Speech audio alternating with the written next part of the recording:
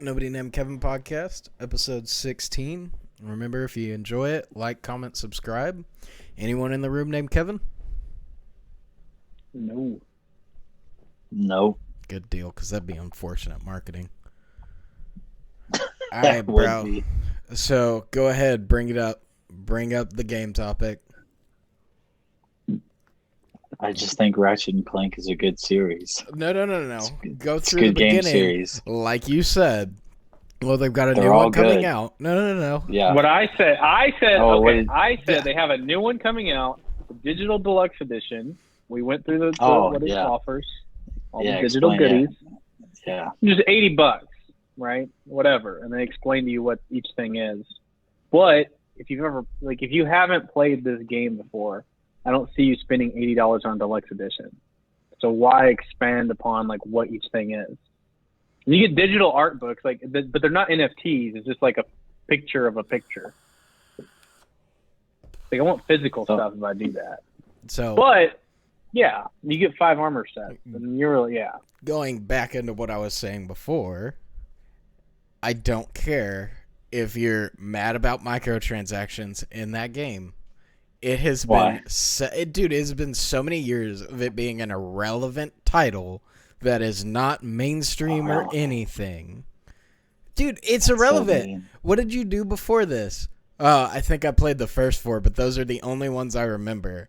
Because the games have been The top trash. of my head, yeah. Because the games have been trash. So if I've you still were going played back, every major entry. if you are going back for the 8th entry of this irrelevant title that isn't that good and has been dropping off steadily, It's a great title. you deserve to be gouged for microtransactions because you are a part of the problem. You won't let bad games die. It's not a bad game, dude. It's a launch title for every it's been for PS3, PS4, and PS5. That's crazy. It's Yeah, still instead of there for a PlayStation, reason, man. It's exclusive for a it's reason. crazy, dude. I've had this. it's the PlayStation's Halo. I've had a PlayStation for so long. Never once have I cared to try a Ratchet and Clank game, and I guarantee you I can bring you up 5 other people that I know just in my gaming circle that are the same way, dude. I'm telling you, it is an irrelevant title now. Back in the day, good game, I get it. It has done nothing interesting since. Tell me, what interesting what I like developments about have happened? That's not the But point. the of whole- it. Dude, to me, that's- it's just like Borderlands. It's just a lot. It's just Yeah. comes It's out not. more often. It just sticks to the same. Yeah, it is. No, Borderlands. It Same is like formula Borderlands. each time, just Nope. It expanded is. upon slightly. Yeah. They expand on it Yeah. in ways that are actually more ridiculous. They change a lot of systems. They do interesting DLCs for it that are actually good. Not to mention there's an in-game grind for it. It is better than Ratchet and Clank. There's a reason Dude, why Ratchet and Clank people literally has more people literally has all the buy things you just Borderlands named. 3 than Ratchet and Clank because Ratchet and Clank Okay, 1 well- is an exclusive title, and then on top of that too, I'm sorry, it's just not a relevant game. It has not done anything interesting. Okay, I don't know about the relevancy, but I still think it's a Borderlands great is not that series. relevant either. Yeah, I mean that's Dude, you gotta try it, bro. It's I- good stuff. Yeah, no, here's I've the thing. beat No. each major My- title. I've beat at Both least things 2 you or 3 said. times. They're good, dude. I know they're they generic. Have the same, It's the same thing, but it's a formula that worked after I'd say the second or third one, and they just expounded upon it very slightly in each one forward.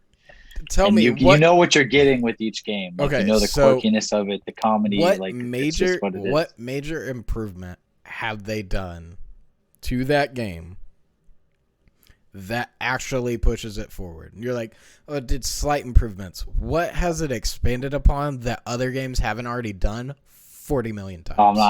I'm not talking about expanding other games. I'm talking about just Ratchet and Clank. Yeah, I'm saying in Agreed. general, this game has not expanded at all. It may have done these little oh, we messed with the mechanic. Now you have to jump while you shoot. I don't care. No. But each game is kind of different. Each game is kind of its own thing. It has its general this is Ratchet and Clank. You have your weapons. You upgrade them. Each game has its own set of weapons, which if you're a Ratchet and Clank nerd, you're all right, you want the new set of weapons and the new set of armor, which is stupid about the microtransactions. And then after that, it's here's this game, and here's you generally there's some sort of new mechanic with like Clank that he has to go through on his, and then some new thing you have to follow as Ratchet. Like each one has its own. Like in Deadlock, you're an arena. I'm sorry. For that, it's more of like an adventure. I don't know. It is an irrelevant game to me that has fallen off. So like people getting ripped by microtransactions for it, I do not feel bad for them. Like, dude, it's like Jack and Daxter. If that was still going, I'd still play. But here's the thing. They let it die off because it should have died off. Just like Sly Cooper and everything like that. Those games were good for their time. They are not good now. They couldn't keep up. They couldn't innovate. I mean, here's the thing. Ratchet and Clank has their shtick. They have it's nostalgia sales, though. It's like Pokemon. It's just nostalgia sales. Like, the difference between that is Pokemon actually draws new people in. Ratchet and Clank does that. Ratchet and Clank draws in new generations, bro. With like, if it's a launch, there's always kids that are gonna be like, if it is a launch title, or if it's like, oh, it's like a new one. They're usually E or T. So yeah, a lot of kids play that game, and it's like, oh, there's crazy over the top weapons.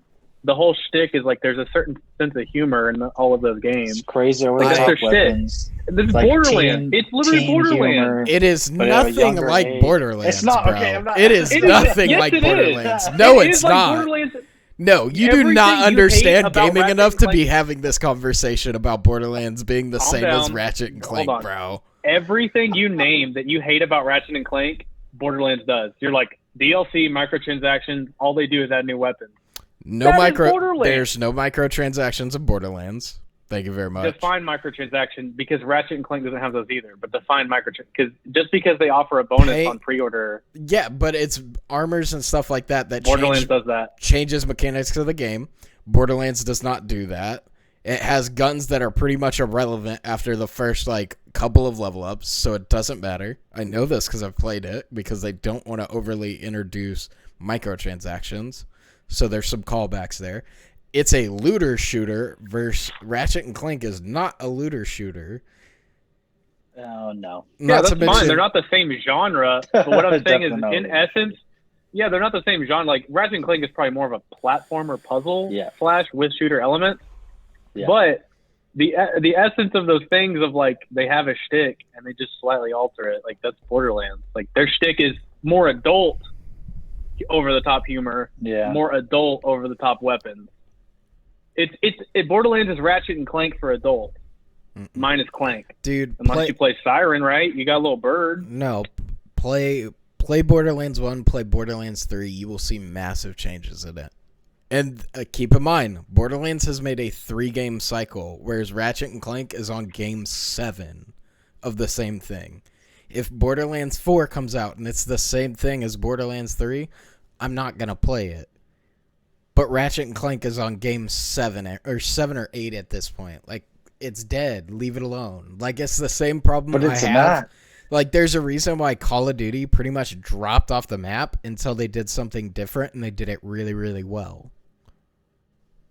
I mean, I don't feel like it's dropped, though. It's been at the last 3 launched.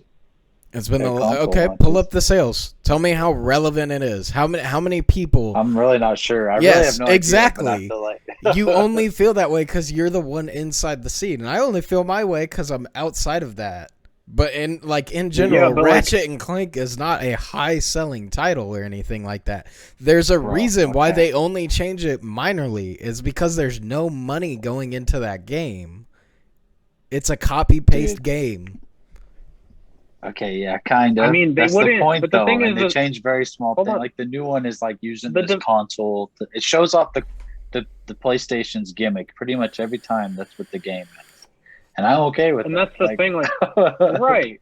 And that's like the publisher, developer, the system. They have to make money, otherwise they would just kill it off. It's like, because it's so low cost to make. That is the only reason that game is still around, and because they can gouge people for this collector's edition off nostalgia. There's nobody who buys a PS5. Like, there is very few people that buy a PS5 if they get it in the launch title and they get it alongside, like, in a pack. Cool. It's kind of like the Uncharted series. Like, good, but you're only really ever playing it if it comes into some sort of pack or something like that. You're not playing it otherwise. Like, what I'm saying is there's such a small subsect of people who are actually going out of their way to buy that game. So what? The first Ratchet and Clank made 31 million. Do you know like a newer one though? Newer one, not the first one. Because the first, second, and third, I will give you that. Those games were still very, very relevant. I don't think those are bad games. My thing is, I feel like this title has died and it needs to be done, is kind of how I see it. So which one you want, like a PS3 or PS4 one? A PS4. I think there's only been like one or two for PS4. The 5 I'm pretty sure. Yeah, because the 5 hasn't dropped. The Ratchet and Clank 2016, when they just renamed it, relaunched it. And then on top of that, like if you consider like Ratchet and Clank a launch title, I don't consider it a launch title if it's just now coming out for PS5. True, but they didn't have a whole bunch. Yeah, that's I feel like they try to market it as that's where I say, like, what do you consider an actual launch title? Because I consider a launch title a game that, like, these games are available on launch that were not available before. Like, if you port over, like, Battlefield 5 or whatever to, like, PS5, like, I don't consider that a launch title. Yeah. So the 2016 version, debuted at number 1. For what? So, what do you mean debuted at number 1? Like that doesn't tell me anything. You keep arguing relevancy. Nothing that's not relevant would start out at the top of a chart. Okay, once again, what was the best game that came out that year? How many games released alongside it, competing with it? Hold on. The remake became the first game in the series to debut at number 1 in the retail software sales chart, while being the best-selling title on PlayStation in Europe. In Europe, that's I feel like that's kind of relevant. How many games did it launch against, though? That's what I'm saying. There's all these things that play a factor. 2016. If only 3 games. Final Fantasy 15 came out that year. Okay. Yeah, it was okay. That's why I'm asking. It's been a while. That's why I'm asking, like, what games have launched alongside it? What games were there to actually compete with it? And then how long was it on top of that chart? It was, so April of 2016, Dark Souls 3, Quantum Break, updates hit Destiny and Division, and then Gears of War 4 and Battleborn. Yeah, so there weren't very many games that launched against it. Then that month, no. Yeah, I mean, so Dark Souls 3 is pretty big. What would it need to launch against for you to feel okay that it did well? What would it have to launch against? I'm not saying it didn't do well, but what I'm saying is it is a copy. You kind of are. It is because you kind of are. It is a copy paste. It is a copy paste game that is cheap to make. So revenue is like. It's hard for me to get behind revenue as a metric that wins it. But my question is, 1, how long did it stay the top?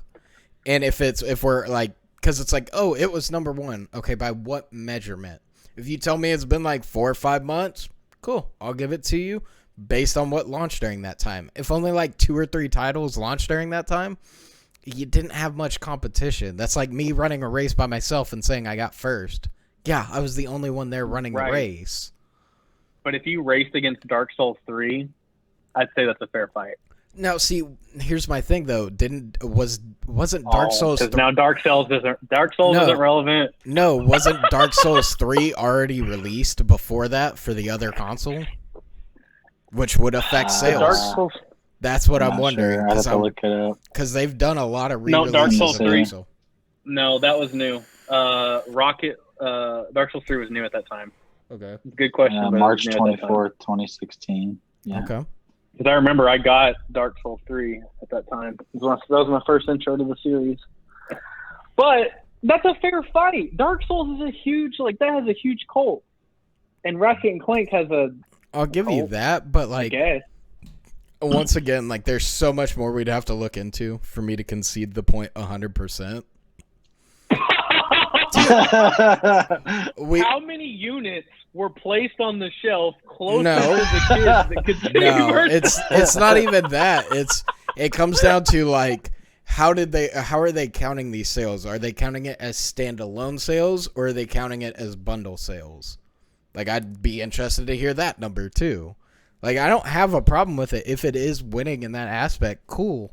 Like, I just still don't find it to be a relevant game. I don't think it was bundled if it launched with Dark Souls 3 though. I'm pretty sure it was. I'm pretty sure they bundled Ratchet and Clank, because I want to say Dark Souls 3 had a bundle as well. I'm pretty sure. I bet they did because I want to say Dark Souls 3. I'm pretty sure I know 100% that one was a bundle at some point. I'm almost positive. So Dark Souls 3 was. Ratchet and Clank did not become a bundle. 2016 did not become a bundle. Okay. All right. Well, I'll concede the point then. Concede the point. I still, once again, in my sphere, find it irrelevant. I mean, Success. I mean, at the end I still want to play the new one. It's still irrelevant in my scene. Like, it's like all the best way I can describe it is like how Mario re-releases. That's how I consider it. Like, it never does anything crazy to catch my eye to draw me in. Dude, those are always Mario different. is like, yeah, I was gonna say Mario is like really a defining forward-moving game. Dude, what? Right? Are you about to say like Breath of the Wild was crap?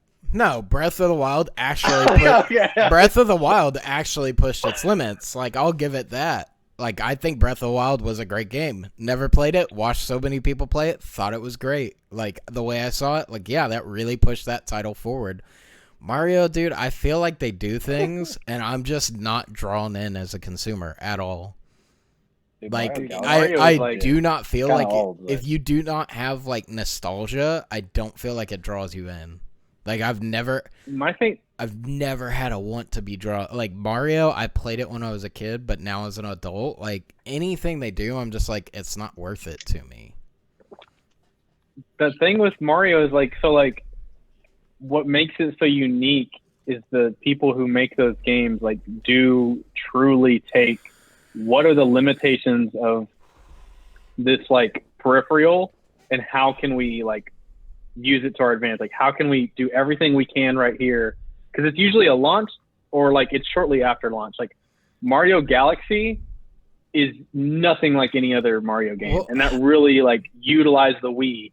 And then Mario Odyssey, nothing like any Mario game before it, and that really utilized the Switch. See, that's where I'd be interested to see. Do they design the console thinking of game mechanics that they can add to the... Because Nintendo releases the same titles every year. So I wonder if they think about, like, okay, because it's all in-house. It's all through them. I wonder if they build the console thinking, like, okay, let's build this because we could probably do this with this, this, and this. Or if they build the console and they're like, I guess the game creators will find a use for it. Like, I wonder how that conversation goes down, or if they talk together of like, hey, we're considering this. Like, what are some ideas you have for that? And if they have enough ideas, they're like, okay, we're definitely going to add that into the next feature of the console. Well, it's probably like there's probably a little bit of developer input, but also it's like they have to just make the console, and then they're kind of like, here's your sandbox. Because also you have to put certain while the Switch is different, it has limitations. But that's what breeds creativity. Is that you can do all this with this much, but nothing else, and then that kind of gets you to think outside the box. Here's like, my thing Breath with of the Wild Switch. Like, what really did it do all that different from like the Wii and then the pick up and go aspect of it? Like, did it really have anything else that was like super crazy to it? I mean, the handheld and all that, but I mean, other than that, did it really do anything all that different from like the Wii or the Wii U? I don't own one, so I'm not sure. I'd say what it did different is like you can just like pop it out and it's off of your TV and it's in your hands, but also the motion controls are like the best they've ever been. They actually make sense now. Or the Wii, it was still in early development. Like there was a lot of motion games, but this is like fine tuned to where it doesn't feel like you're playing. It doesn't just feel like you're dancing and playing some little kid's game. Like Breath of the Wild feels like an adult game. You know what I mean? Like there's just the way they fine tune everything makes it work, but it's not just motion controls. That's the other thing too, that the Wii was like everything's a gimmick.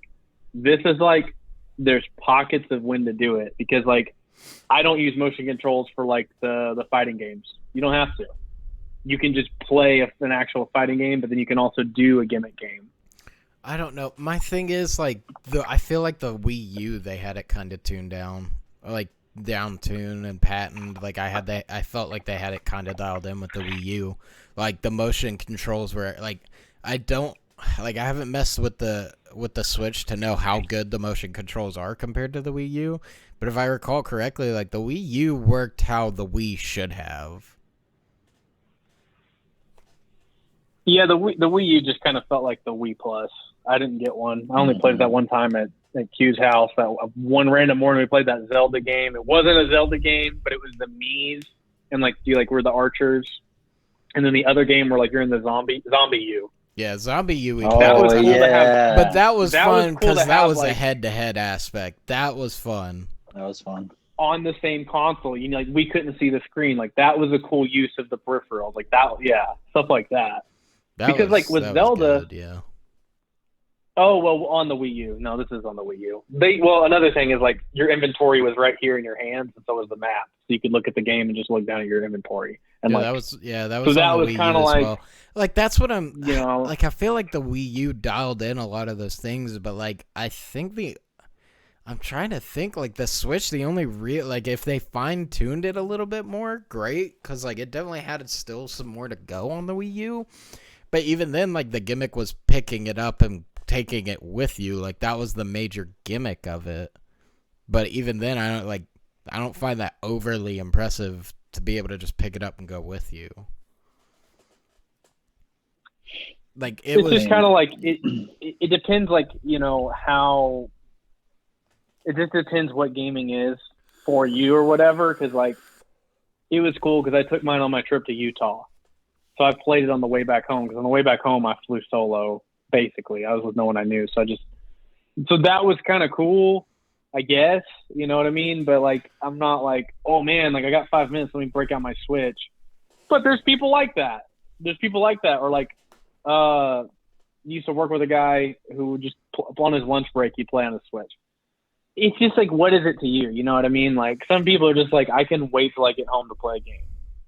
That's fine. It's not that to me. Like I still like, if I had a convenient console to take with me, I think it's just the fact that Nintendo did it, and I just don't have this nostalgia. Like I just don't have nostalgia when it comes to Nintendo.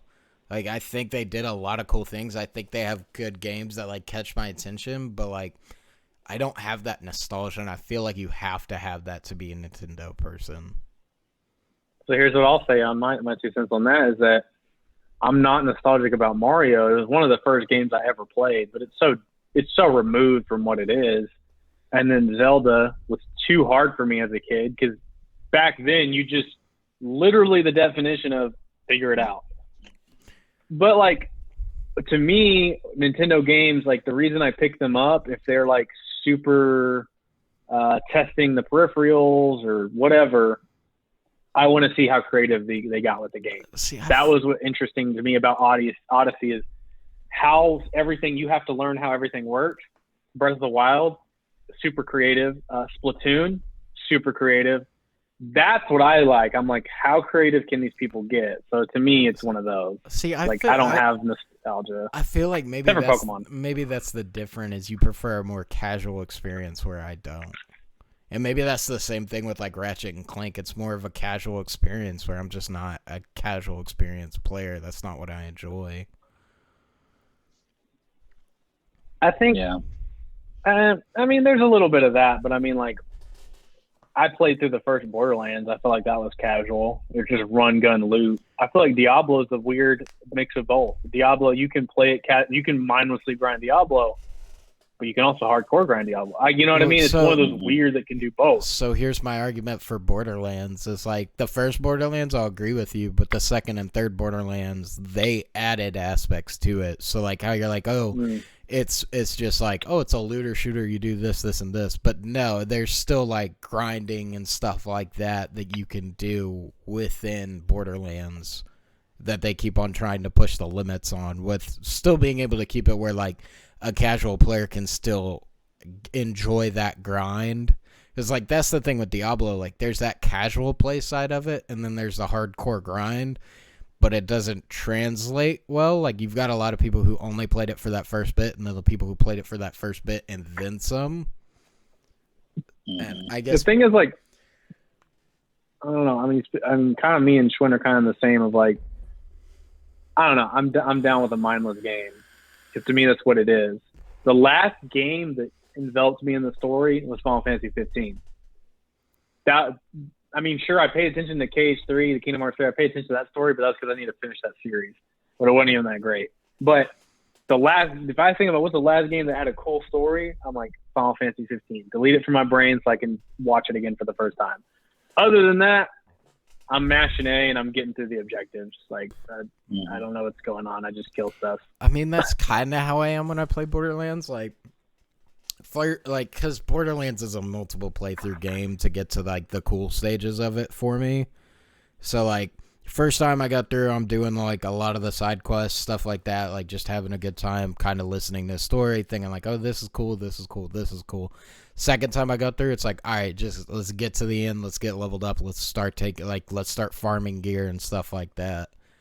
I don't know, like, I feel like I can have a casual experience to a degree, because like I'm playing Borderlands 3 for like what, the third or fourth time at this point. Like, I'm just running through, like just going through, trying to farm my character, have fun with the new characters, like just having a good time, ones that I haven't played before.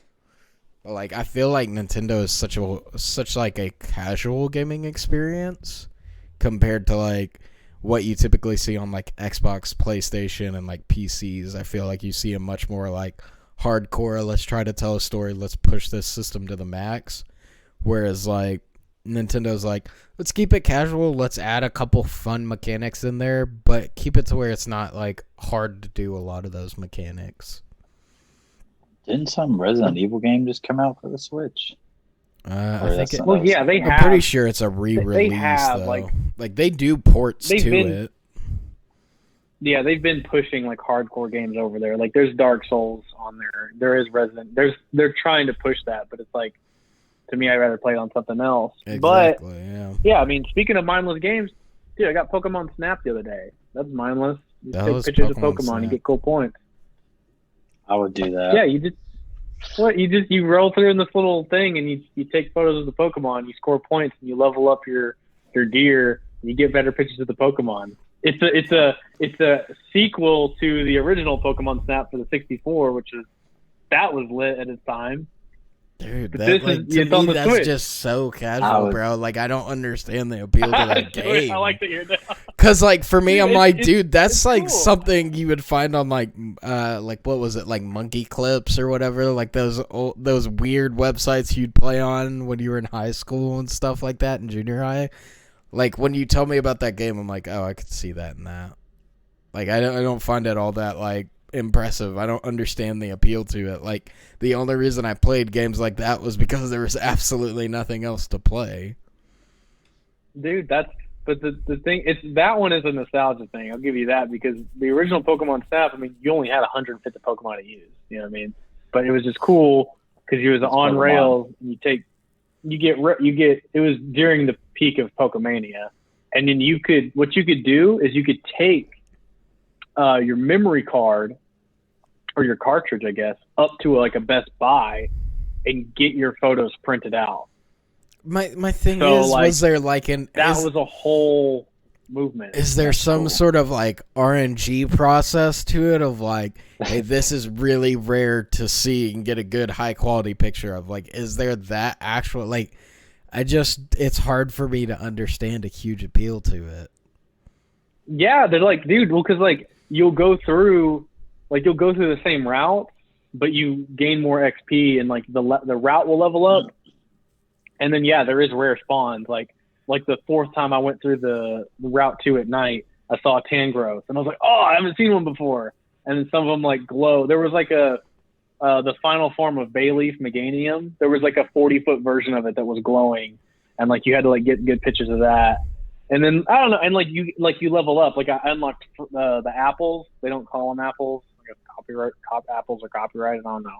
But anyway, like some of the Pokemon are sleeping, I'll hit them with an apple, and they're like, oh, and I'll take a photo of it pissed off. And then there was a hoot hoot on a sign, nailed him with an apple. So he got knocked off balance, and I took a photo. And he got a super high rating because he was an unfamiliar pose. He was doing an action. It was like centered and framed right. I don't know, man. Like there's just little so dopamine weird, hits of like doing bro. better. That's so weird. It's cool. Dude, when you brought up the bringing the cartridge up there to print off photos, that made me think of the old game Monster Rancher, the PS1 and the PS2.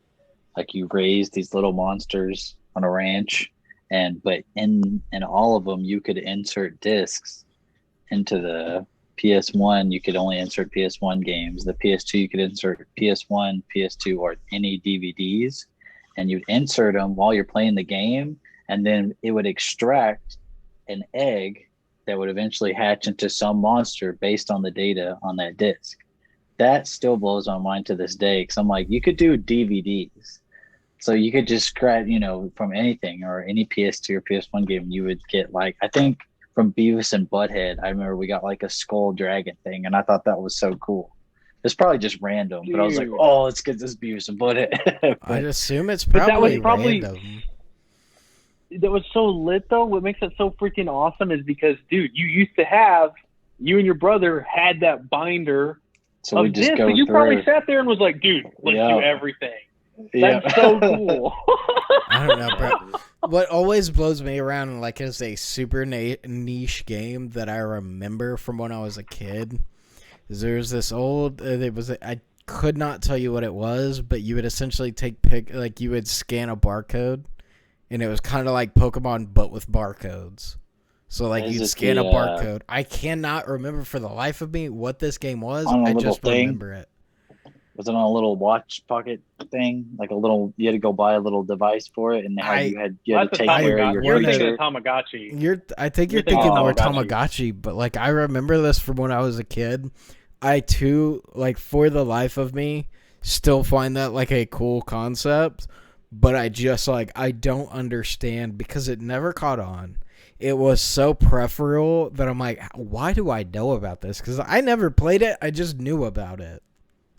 I'm trying to think what that would have been. I can't think of the barcode one, but yeah, I mean, there's just so many little things like that. So, like, I don't know, but I mean, that's me. Like you look at my PS4 now, it's like one of like the skate games, like Skater XL, mindless, Sims, mindless, Switch, all mindless. You know what I mean? Besides Breath of the Wild, really, and Odyssey, but the badges. What made me think of this is the y'all collecting and raising monsters is the badges, dude. Even at work, bro.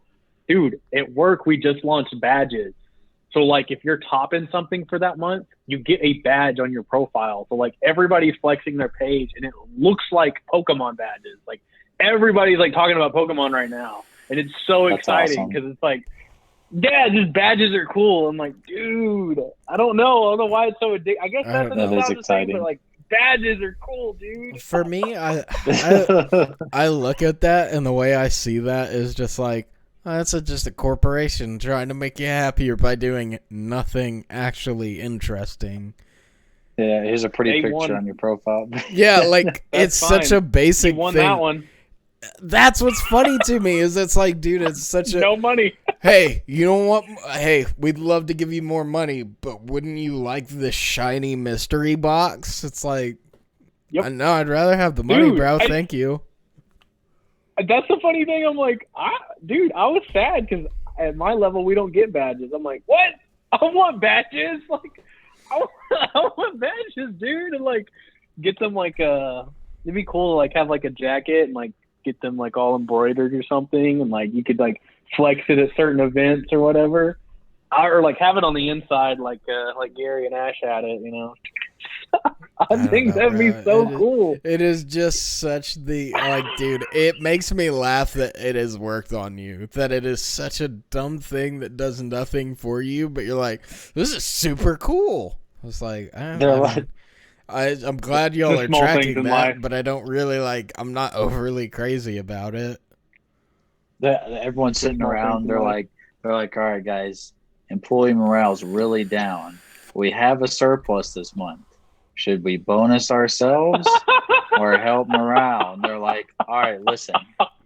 What Steve's if got an idea? And Steve's idea is the little badges. Yeah, what if we spend that's like, it. We'll spend like maybe like a 20th of it on making badges, and we still bonus ourselves out. And they're like, yeah, we need him to get a promotion. This guy's thinking. Yeah, we'll give some guy in IT overtime on the weekend to do it. And he'll be happy because overtime equals more money. Yeah, just win, baby. All we do is win at this company, bro. Everyone's patting themselves on the back and they break from the meeting. I don't know, dude, because I don't know, it just got me thinking. I'm like, I don't know. I was just thinking about, like, if they did that at, like, a skate park or something. I just started, like, my mind started racing. I'm like, everything needs badges. Dude, Apple's fitness app. So this one doesn't get me motivated, but they have, can't find it. It's irrelevant. But the point is they have badges. If you, like, hit your move goal a certain amount of times, if you work out 7 days in a row, they have badges. Those aren't as cool, though, because, like, well, it's like achievements it's like of video games. It is like achievements, but it's also, like, I guess it's for me, like, how are you supposed to – basically you share it with other people, cool, right? I don't know anyone in my life that I can be like, shin this to and be like, hey, dude, I walked 3 miles today and I got a badge from my phone. It's like, cool, yeah, dude. Like, but if you did, keep walking. If you had a group like that, you probably would be pumped about it. Because, like, my thing is, like, the reason why I don't care about that is because I don't consider it a real achievement. Because you're like, oh, what about skate parks and stuff like that? The thing that made it cool in Pokemon is it was like, dude, these guys are the best of the best. Let's be honest, dude. Like, going in the skate park, that dude's probably been demolished 50 times to get that badge. Like, it's not that cool. You know what I mean? Like, it would have to be like if the pros did badges. Like, you know what I mean? Like, the pros in, like, Street League and stuff like that of, like, hey, we're going to be here if you want to challenge us to a game of skate. And every so often they do it. They do, like, a fan meetup. They play a couple games of skate with people. You win, you lose. And then, like, if you win, cool, you got the badge. Like, you know what I mean? And, like, the goal would be beating all the pro skaters. I feel like it'd be a lot more simple. Dude, it'd just be like the owner just be like, hey, I select this individual. He's my boss for the skate park or whatever. You beat him, you get a little badge that has, like, our name or logo on it. I mean, it doesn't have to be just like it would have one-on-one competition. It would have to escalate up for me. So, like, cool, you do like a skate.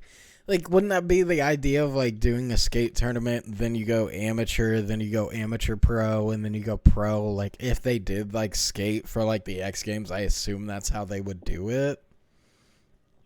Well, no, I'm saying, like, it doesn't have to be, like, a one-on-one competition, because, like, to be a pro in a game of skate is, like, that's a milestone. That's a life achievement in itself. So it's kind of like that's really hard to do. See, that's where I'm saying, but like, that would be the level that I would think is the badges. Like, they would be, I mean, I get it even if it's, like, not even that, but, like, make them, like, the Final Four or whatever. But even then, you need some, like, top-tier, like, amateur skaters. Like, to me, it's like, oh, yeah, I won this skate park, and this skate park. Well, then, like, how long is it till all your buddies have done that? Like, what's the progression system? Like, I feel like it'd be too quick. So that's the point I'm trying to make is that, like, the pros they're pros, dude. Like, it's gonna be hard to beat them in a game of skate. And then even to do a Final Four of, like, if you do beat a pro, you're probably not beating the next 3 in a row like that. Like, well, I'm like, not saying it has to be in a row like that, but I'm saying, like, that essence of the Final Four of, like, this is the very top of it. Like, to me, you need kind of like a pyramid level to it for it to be interesting to me. Of it's like, I mean, I hit all these local ones, but you go to like this main city, this one has an actual hard one that not everybody actually gets. that would be more like real life Pokemon. Yeah, that's what I'm you know? saying. That would, but again, the other problem with that is like you have to like have these pros always waiting around, or be like, all right, this is the day we can do it, and like, hey, P-Rod, I know you're running like 3 businesses, but can you play 50 kids in the game of skate today? It's like, no, I can't. You're still too locked in on the pro thing. I'm saying the pro is the top tier level. But even then, it's Like okay. Here's the whole 4? point. I'm literally okay. I'm literally I'm stuck on that. What I was trying to say is that it doesn't have to be a game of skate. Like, okay, let's say I own a skate park and I have an 8 stair. I'm like, if you can do a flip trick over the rail down the 8 stair, I'm gonna give you a badge. Like that's like a huge trick achievement. If you can, I see what you're saying. like stuff like that, it's like, oh, you did a flip trick into a manual flip trick out on our mani pad. That's a badge of achievement because that's really hard to do for a small group of people. And then there is like a top tier one of like, if we hold a competition here against all the AMs and then like the locals, you win. Like, you know what I mean? It doesn't have to just be beat this guy in a game of skate. It would have to be like a push down from the top. You know what I mean? Like it would have to be some levels of consistency to it. You know what I mean? Like you'd have to push it from the top down.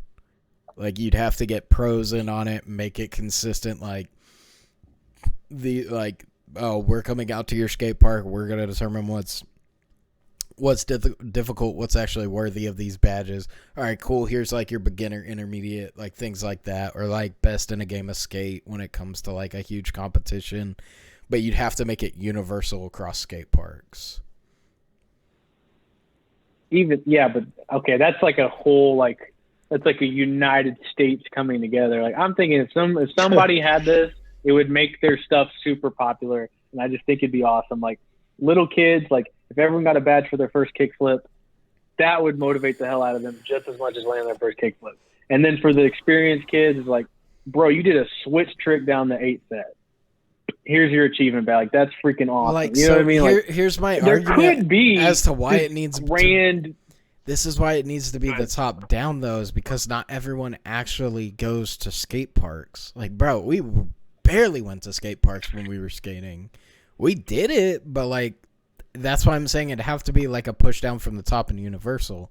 This is like, dude, that's only cool to you and the people you go to the skate park with. It needs to translate to the outside a little bit.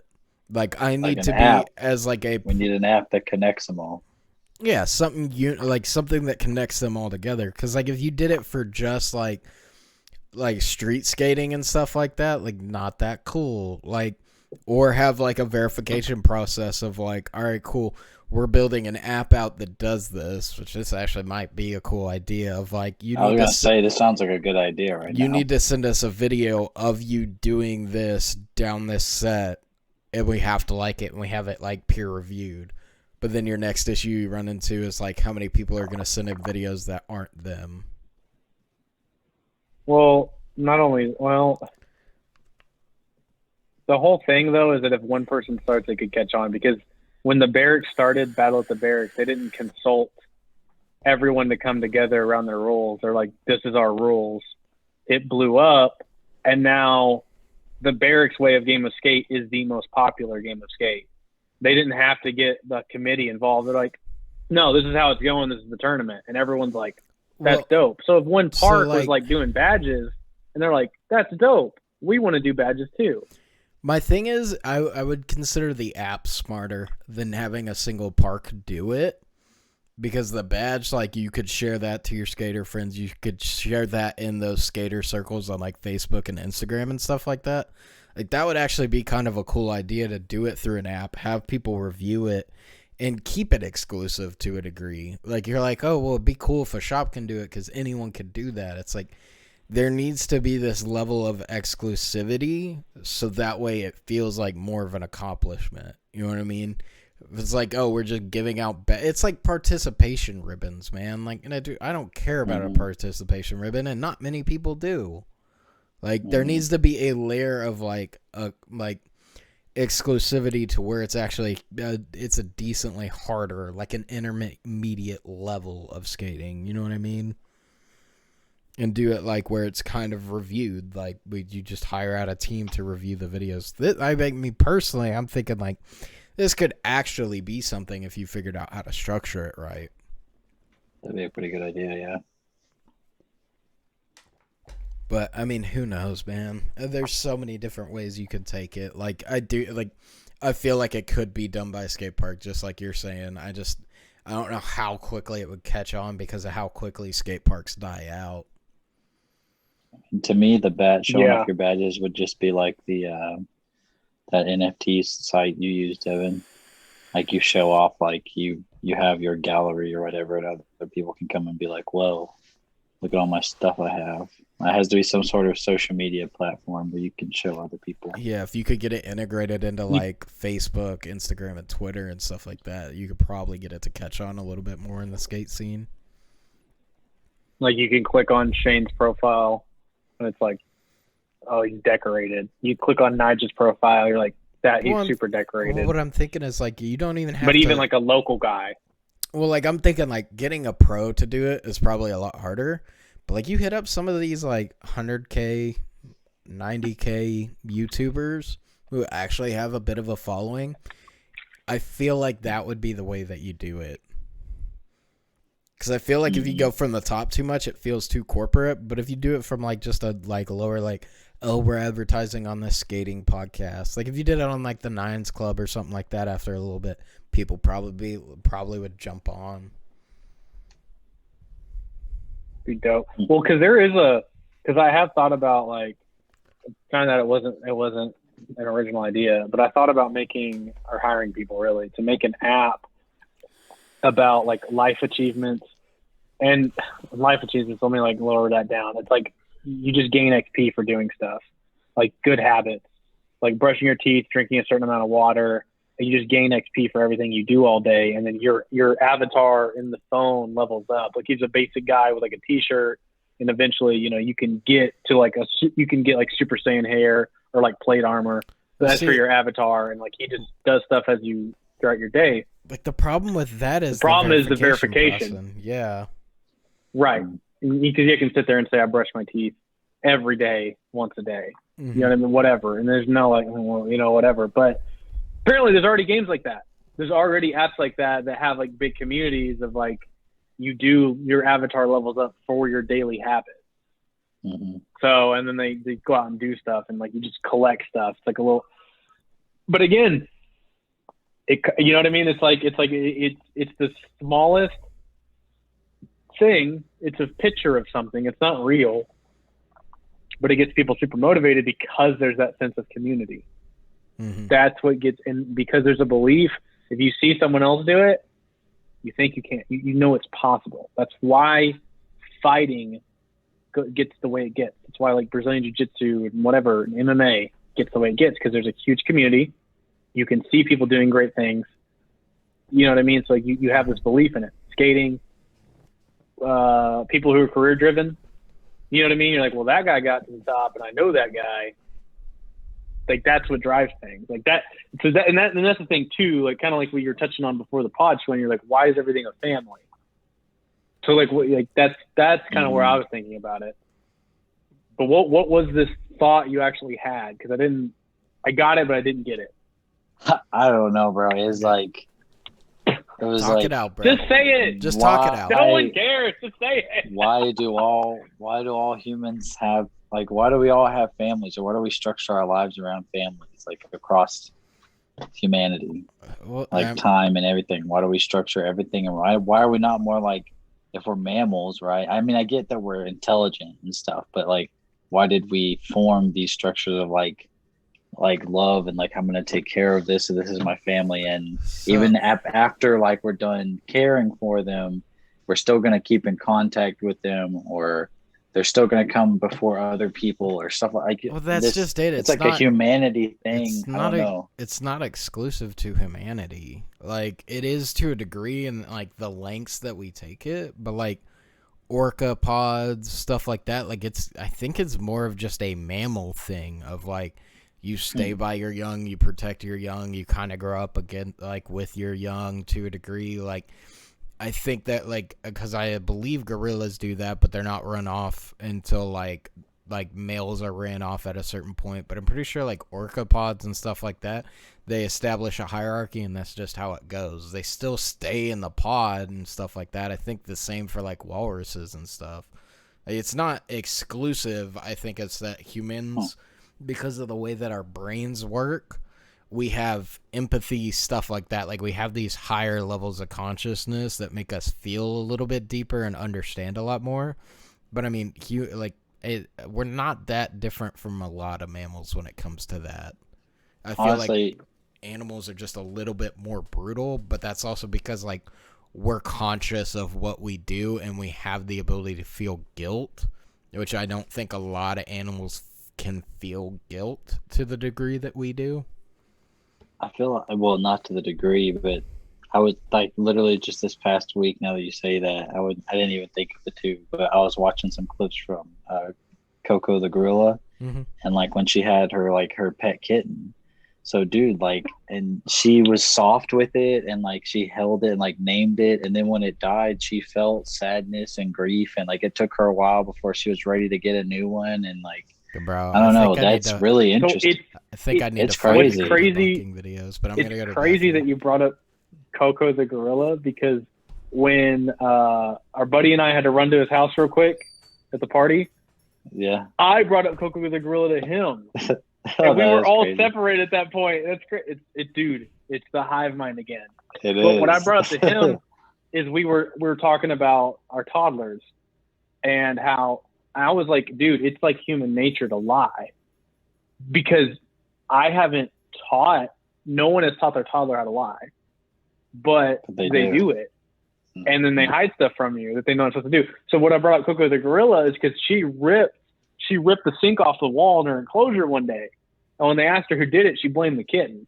It's like, dude, the kitten ain't doing that. You got some beef to you, Coco. You know? Yeah, so wasn't me. But yeah, the cat, right. But I think with the thing with the family is like, so what do you mean structure? Because like some people just like when they do move out or grow up, they just separate from their family. You know what I mean? And they build their own family. But that's in the same sense as the same thing, like where they start their own family somewhere else. But do you also mean in the sense of like a dojo or like a tight knit group of friends building a family structure? Or do you mean just in the sense of like? You could think of it like that. I was thinking more of like a vague, more general, vague version of it. Like I was just thinking, I was like, why do we all have families? Like everyone's cultures are so different. Throughout history, like even nowadays, everything how people live. But I'm like, why do? I mean, if you wanted to take care of each, I don't know. Like if you wanted to get to base roots, I would argue that like evolutionarily, it makes sense because like the whole point of any reason why we do anything when it comes to evolution is the continuation of the species. So you feel the need to protect like your legacy, I guess, in a good way, like in a weird way that I can put it, is like your legacy of like. The fact of how some people feel like back in the day of like this is the heir to the throne kind of thing. Like I feel like it's probably kind of that when it comes down to it, is like just base roots and survival of the species, and it's just kind of changed since then to a degree. Because like I said, we see that in other animal species. We just see it at kind of more of a basic level. Whereas like humans, just because we're slightly more complex, like that's still there for us, but it's a little bit more complex and there's a lot more dynamics to it. There's a lot of like behavioral psychology in there because like at a base level, it's continuing the genes. It's just that it's like innate in you. But even watching some Jordan Peterson, because they talk about like why have kids or whatever, and he's like when you get older, like when you're 40, they're more important to you as time goes on, and like if you're 40 and you have like no one, like if you're that up in the 40s and 50s and you have no kids that are going on, like It's a very lonely life. And I get that, not that we're that age, but like the older I get, the more I understand kids. Just the older and older I get, I'm like, I can see why this is important, but then I also understand why when I was 16, I'm like, I'm never going to have kids. I'm going to do what I want forever. And you know what I mean? Like, but I understand like getting older and older and older and just seeing it in my grandparents and seeing it in my parents now, like how much their grandkids mean to them. I'm just like, I don't know. I feel like completely different from that. And I guess that's just where we differ to a degree, because it's like, oh, it's a lonely life. It's like, dude, there's other things you can do to not be lonely. Like, I feel like it's only lonely if you're not a socially adept person. Like, you can still have, like, with you guys, like, once y'all have kids, it's not like we're going to stop being friends and that, like, we're not ever going to hang out or see each other at all. And there's nothing I can do to go find other hobbies and stuff like that to have fun. Like, there, like, if it's really a need for it, you can still find that social connection. That's like the only aspect of it that I don't get as to what he completely defines by lonely existence. Because, like, to me, I feel like most people say that, but I think of that as like a selfish reason to have a kid. Is like, I'm having a kid so that when I get older, it has to be around me because we're family. And it's like, I don't agree with that. Like, that's not a good reason to have a kid. Like, can you say like, oh, that's a pro to it of like, well, at least I know he'll be there when I'm older. Like, that's cool, but I don't know. I consider that kind of like a hostage situation, I guess, with like putting it very, very bluntly without like putting too much thought in. I don't know of many people that think of it that way. They're like, oh, you know, so I have something to do when I'm older. I think it's more of like, you have something to reflect on. They are starting their own life. They're starting their own journey. They don't live with you at all at that age, right? For the most part, they, you know what I mean? Or whatever the case may be, but you have, you know, you're watching them grow up, and then they, you know, there's a friendship that develops outside. It's not just the parent kid 100% of the time. It's like, oh, you know, you're in your 20s now, you're experiencing this for the first time. As a guy, at least, there comes a point in your life. I was reading this in one of my mom's books she left behind about psychology, but there's like 3 to 4 stages of a man's life. I don't remember all of them, but like there's like, at one point you seek out a mentor, like every guy will. Like there's some guy that's doing better than you in your eyes, and like you want him to be your mentor, and it's like a critical point in your life to get that mentor. And then you transition into the next stage. I forgot the third stage, but that fourth stage is kind of like you are the person doing the mentoring. Like you take some guy under your wing, whatever it is, woodworking, business, whatever, jiu-jitsu, and you're now giving back to your community and giving back to other guys. And then like the final stage is preparing for your death, like accepting that your kids are on their own, everything you've accomplished, kind of accepting death. But I was like, I can see the mentor thing, like 100%. I can see the mentor thing, but I guess I don't know. I just don't look at it that way. Like, I guess it's maybe because I guess I have that disconnect from my family. Is like, I don't look at my family as just like as mentors. Like, I don't feel like they taught me a whole bunch, or maybe I feel like I guess I outgrew them, but like I don't think of my dad as a mentor at all. Like, I think he's a great person. Like, I think he's done great things. I think he has done some accomplishments and stuff, but like I'm not looking to him to guide me at all. So like, how are you tying that back into the kids? So basically the final stage is when they're accepting death, and then they're seeing their offspring grow, right? And on their own journey. The mentorship thing, it did say that. It said typically when a young man starts looking for his mentor, it's not his father. And it's like, you have to be okay with that. Because like, if you do have a kid, you're like, crap, like he's looking for someone else for guidance. You have to be okay with that, because typically you don't, because you grew up with them. Mm-hmm. You know what I mean? You're probably not interested in the same thing. You know what I mean? That's life. You know what I mean? So like maybe some kid is interested in engineering or coding.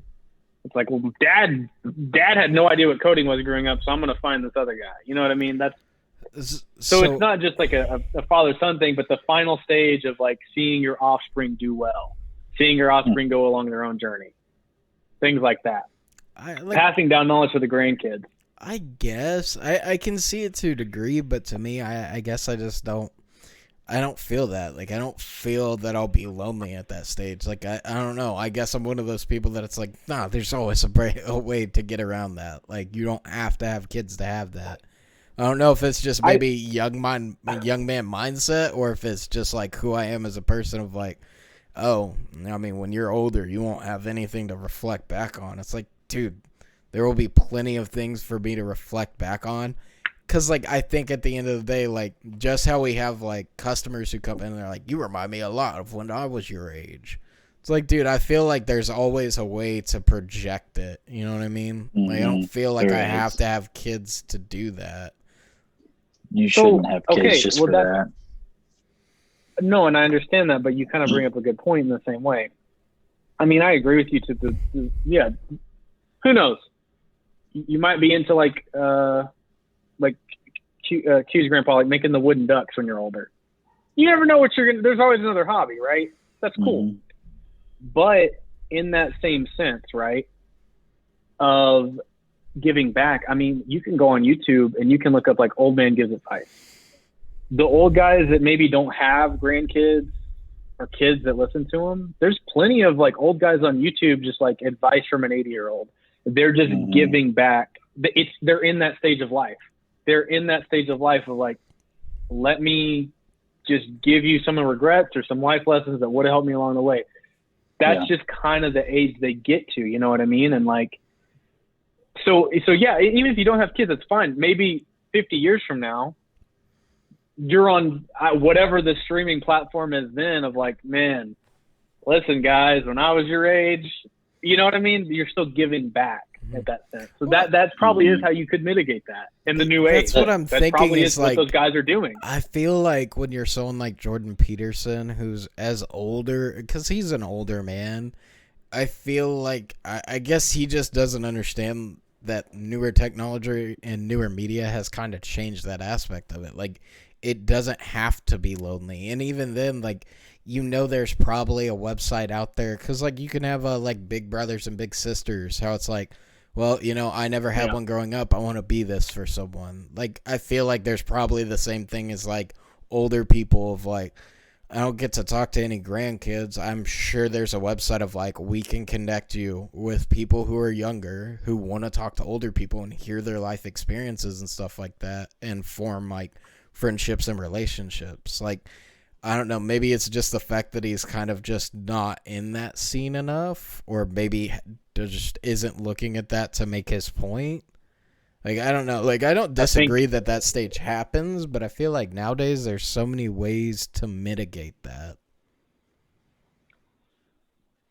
Yeah. Well, I think it's also, like, speaking from experience, too. You know what I mean? It's like, if he's had over thousands, probably at this point, of clinical clients, he's like, based off this, most likely. But again, right, like you're saying, you're like, I mean, 50 years from now, who knows? I mean, I think that connecting old people with young people, that's a business opportunity right there. I'm pretty you just got to sure get the old people to figure out the website. I'm pretty sure it figure already out the exists. website and the app. Like, I want to say I've seen stuff like this that exists. That's why I bring it up. Like, I know for a fact it's not an original thought I've had, but I mean, there's always something to reflect back on. Like when I was working, I had some dude who I was talking to about business stuff and stuff like that, and he was like, "Hey, man, I'd love to mentor you. Like, I'd love you to come, you know, sit down, talk with me. I want to help you try to start a business and stuff like that." Like, it's really cool, but like, there's things like that. I do agree that when you get older, I do think you look more to give back to your community, because I think it more just comes down to you slowly start to understand, like, I can't take this with me. You start to realize, like, probably how selfish you've been in your life and how you've kind of only done things for you. And now you're like, well, you know, the whole quest and what we're told is, like, we should make it better for the next generation. Like, I feel like that's always what comes around. But I also feel like with this older generation that we have nowadays, it's I don't feel like that's there as much of, like, we want to give back. I think a lot of it is, well, if you don't see it my way, then I don't care. Because, like, I It's feel like like we have a lot of, there- like, I mean, sorry to be weird about it, but, like, boomer conflict with the younger generation. It's like, well, y'all just don't understand. And it's like, okay, well, I mean, did you understand your parents or your grandparents? Like, no. the thing is, like, they they do have some points. Their problem is that they're still people, and 80 to 90% of people can't articulate their points well. Mm-hmm. You know what I mean? And they've lived for so long, they're so impatient. You know what I mean? Because they're like, I don't want to walk through this conversation. I want to just skip to the end and get to the point.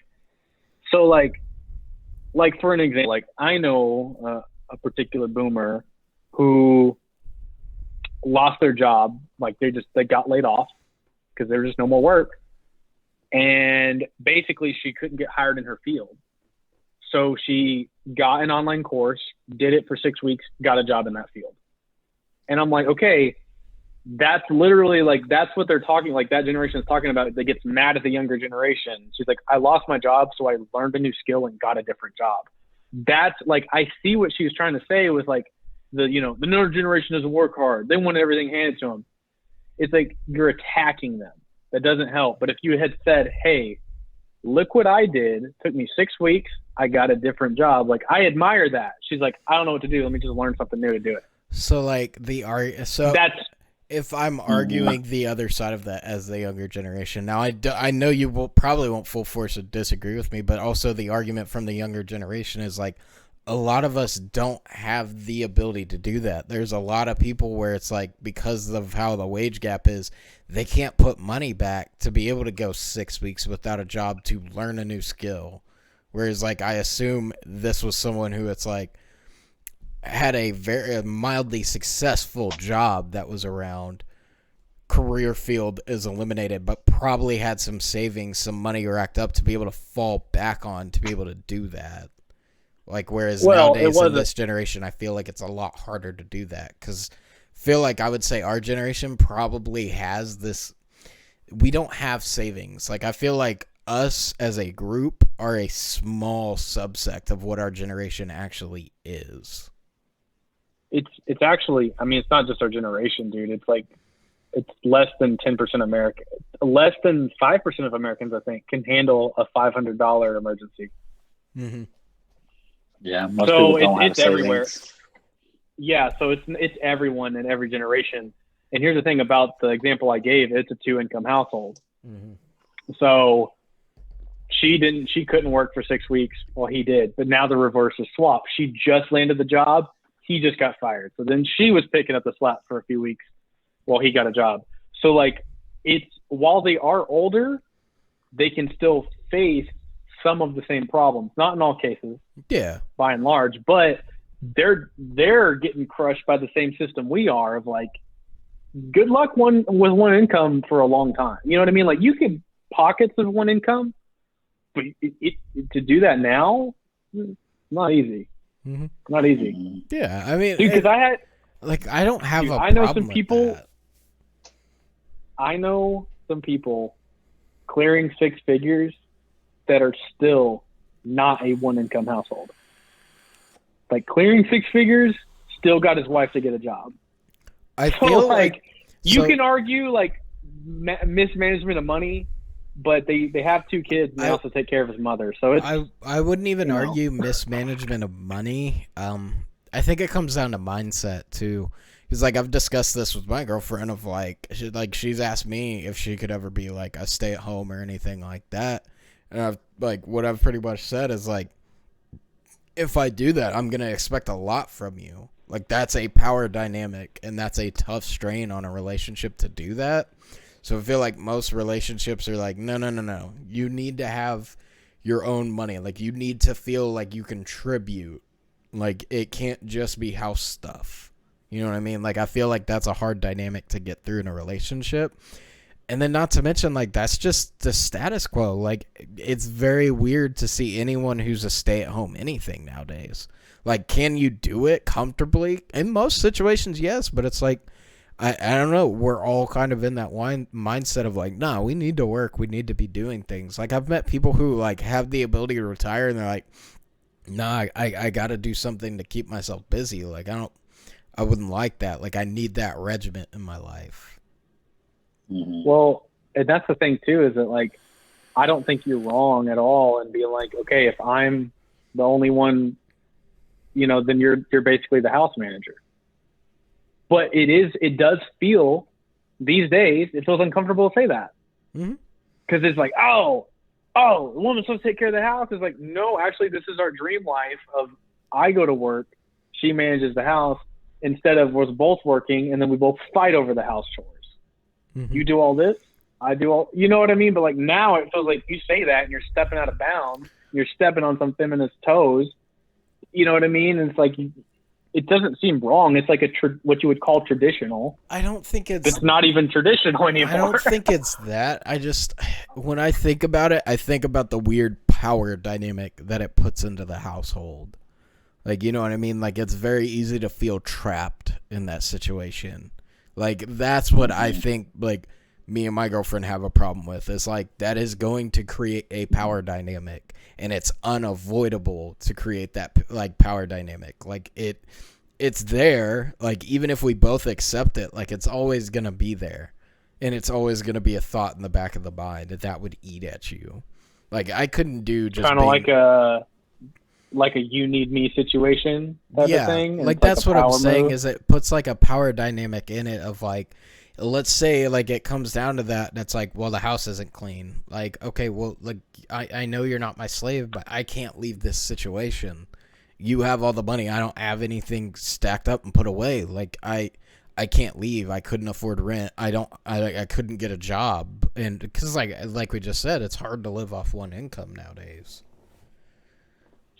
So it can, I mean, I agree with you. It probably can make a weird power dynamic, but it is weird. Like there's a few women in my life that I knew that did want that though. Not the power dynamic, but at least they wanted like one breadwinner. They wanted to manage the house and just take care of the kids.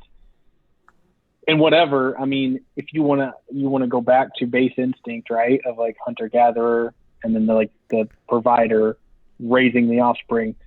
I mean, that's probably why that's there. That's probably why. And then that's what women get more of a sense of fulfillment doing.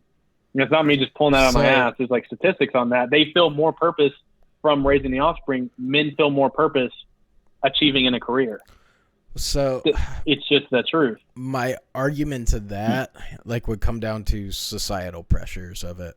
Because I have people in my life who are the flip dynamic, where it's a stay-at-home dude versus stay-at-home mom. She works, she's the breadwinner, does everything, he stays at home. There's such a stigma to it. Like, I would almost feel that it also comes down to societal pressures, that it's not just base instinct of hunter-gatherer, that it's also societal pressures. Because, like, I guarantee you, like, base instinct-wise, if I'm like, oh, yeah, I'm a stay-at-home dad, and my girlfriend does all the breadwinning. Like, that's what I do. There would be this part of you of, like, you don't work? Why don't you work? Like, as, like, just being a dude. So, like, I would argue societal pressures kind of hinder that as well for that study to be completely unbiased. Do I agree that it's probably still skewed that way? But I feel like societal pressures have a lot more impact than a lot of researchers give it credit for. There's that, but even like finding a guy who wants to be a stay-at-home dad is a one-off scenario. Every guy jokes about it. They're like, man, I would if I could, you know what I mean? But like, if it was like, what gives you the most purpose? You know what I mean? Most guys are not. It's just not the same. It is just not the same across the board by and large. It's like sense of purpose for my career, a sense of purpose for my community. You'll find one-off guys that are like, I could do this. Is the person that you're getting the statistics from Jordan Peterson when it comes to stuff like this? Is that kind of what you're quoting it off of? It is not. It is not. Okay. Because I was going to tell you 90% of those studies that he uses and people like him use are always out of date, because these questions that I'm posing are questions people have looked into, and it does start to skew more evenly. So, like, even then, like, you're like, well, it's hard to find a man like that. Okay, yeah, that's because of societal pressure. Like, that's like that's not like that doesn't defeat my argument, if that makes sense. Like, I do agree, like, me mentally, I couldn't do that, but the argument would be, is that base instinct? That's where we come down to, like, nature versus nurture. You know what I mean? Is it nature that we're doing that, or is it because it's always kind of been coached into us? I mean, even factoring societal pressures, I mean, I still don't see an even split. I'm not saying even it would... even a 60-40 or even a 70-30 split of guys that would most fulfillment from staying at home. It's a guy's nature. I feel like the generations nowadays, a lot, like, I feel like that's why we're hearing a lot more arguments from society when it comes to men, like, wanting maternity leave and stuff like that. They want to be there for their kid in their formative years, but you can't really do it nowadays with the way things are structured. Like, I feel like that's why we're starting to hear arguments like that. Like, yes, they're just small little rabbles right now, but I feel like that pressure is going to grow, and we're going to see that flip start to happen to where, like, right now I'm not saying we're at a 70-30 or a 60-40 or anything like that, but I feel like that number is changing every single day, just mainly because of those things. But wanting maternity leave and wanting to, be there for the first few weeks is totally normal.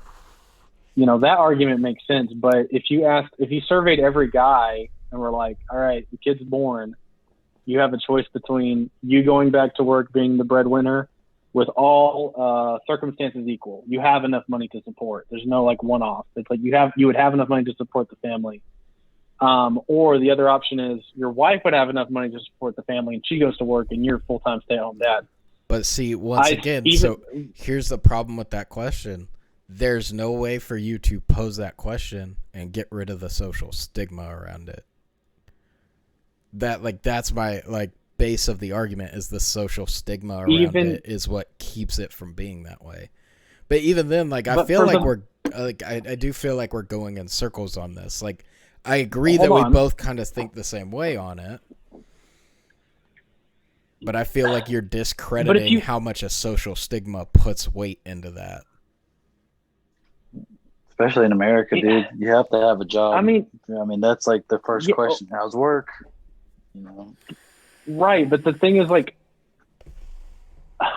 dude, but that can change every single survey. And I just think in the fantasy question though, you could do either. If you ask me that question, I'm not factoring in well, my friends might think of me some way, society might. No, so the argument is that it would be an unconscious thing. That's what I mean by societal pressure. You're not aware, you're not actively thinking that, but it is a thought in the back of your mind. It is there. That's what I mean by societal pressure. You have these little things that weigh in that aren't apparently obvious. So, like you said, you feel like that question's very unbiased. But my argument is the experience that you've seen growing up, the way society is now, have subtly focused it to you to this is what you're supposed to believe you have to do. It's one of those questions that it's I don't disagree with you, but I feel like you're discounting that social aspect to it and that stigma around it. There's a reason why it's been that way. And even like Quentin said, even nowadays, if you're not working as anyone, there's kind of a stigma about it of well, why don't you work?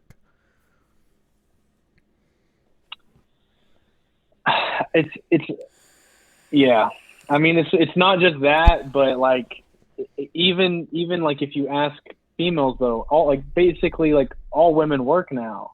But if you pose them that question, if you could be one breadwinner and you take care of the kids, by and large, even though most females are working now, they would take the option to be the homemaker and just and without societal pressure. Societal pressure causes them to work. But if they could just raise kids. So what I'm saying is that's where it comes down to the social stigma thing. If a woman stays at home at work, we're oh, that's weird that you don't work because pretty much everyone works. But we don't think of it as a situation of, oh, you must be a bum. Where if it's a dude that's no, I don't work.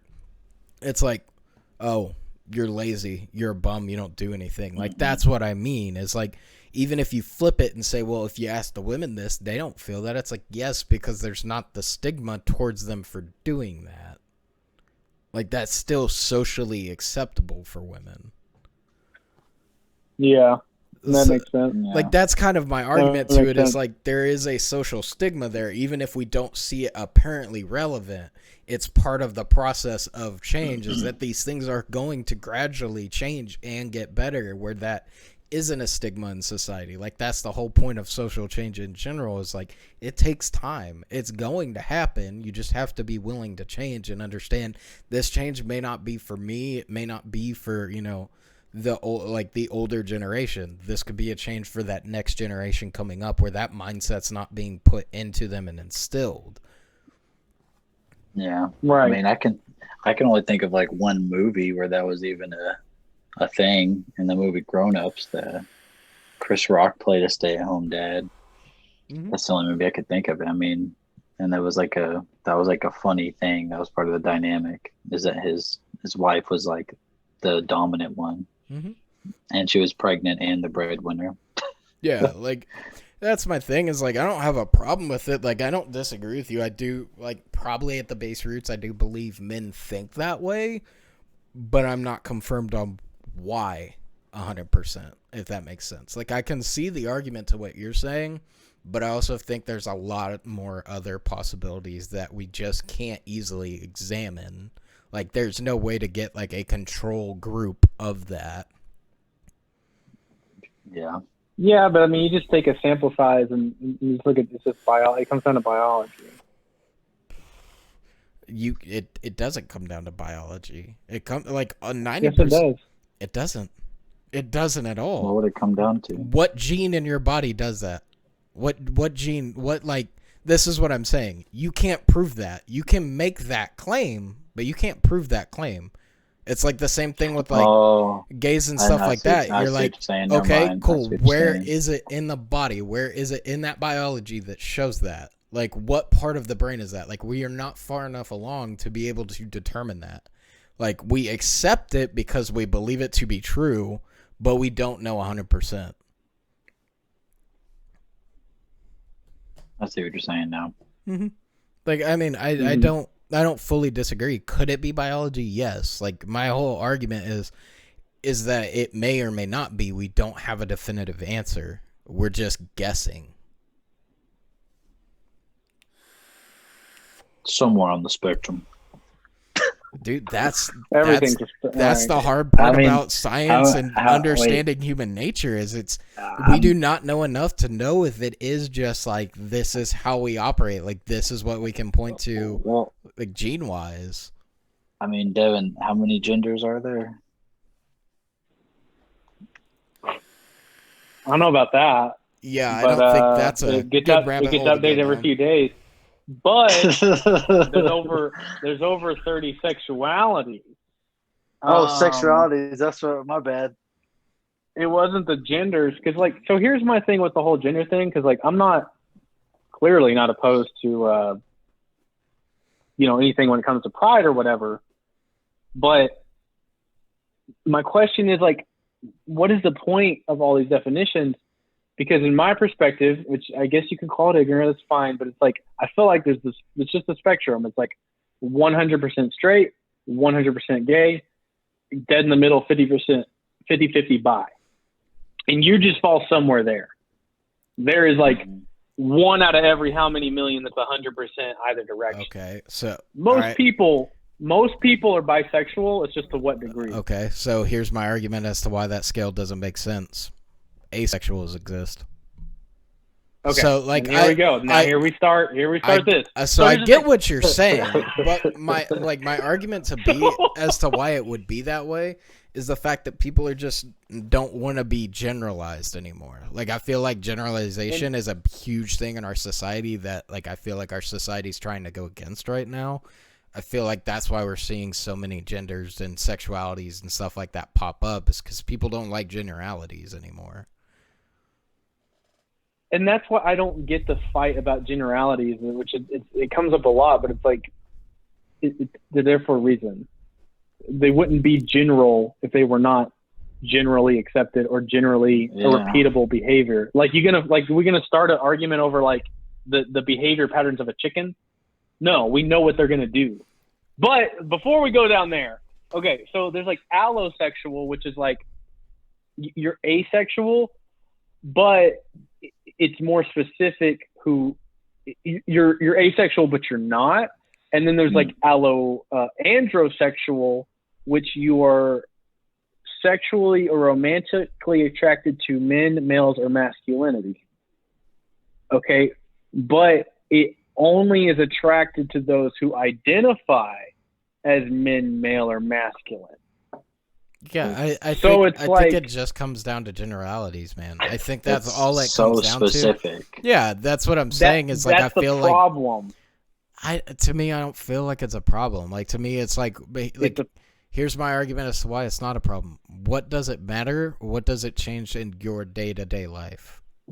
Like nothing yet. When was the last time like any of us like introducing us to someone else like in our friend group or someone that we don't know? I have never once been like, "Hey, this is my straight friend Quentin." Like I don't use that as a way to define a person. You know what I mean? Like that's not a generally brought up thing to me. And that's why, because you just said it doesn't affect you. But here's how it does though. Is that when you are drawing these lines in the same, like there's so many, like obviously I'm not gonna say read through all of them, but it's like you're gay, but only specifically gay to a very specific other type of gay or whatever. Mm-hmm. It's like, okay, like to me, I'm like, is it not just asexual? Sure, whatever. But then there's aromantic. It's like, well, I'm only romantically attracted to myself, but not sexually attracted to myself. Here's the problem. When you start making these wars over, we can't be generalized, and you start defining when these things, people's addiction to their identity does become a problem. When you're like identifying with your sexuality, you're identifying with the most random thing, and you're willing to die on a hill for it. So when it's like, dude, you can just date whoever. Sleep with whoever. Here's my thing though, is like, once again, how does that affect you, and what is that actually affecting? Like you're saying, well, like, it's this, and this, and it's like, once again, that only affects that specific person. Like that is still at the end of the day, if I meet that person, that doesn't change anything for me. So like, what is it affecting? Like, what does it matter of like, hey, I'd prefer to be called this, or like, hey, this is my sexuality. Like, it does not matter to me. It does not affect me one way or another.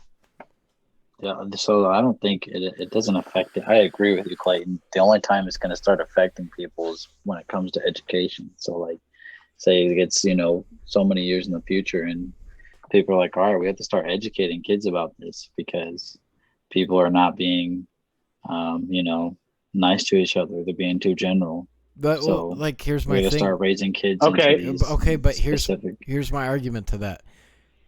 I don't remember ever having a conversation about with my parents or anyone about my sexuality. That is something I figured out on my own.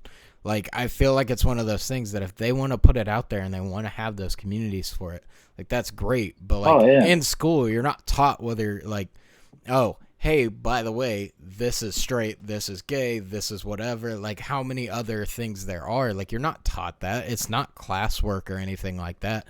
It's just found on the internet. Like, it's not anything to me that really affects you at all.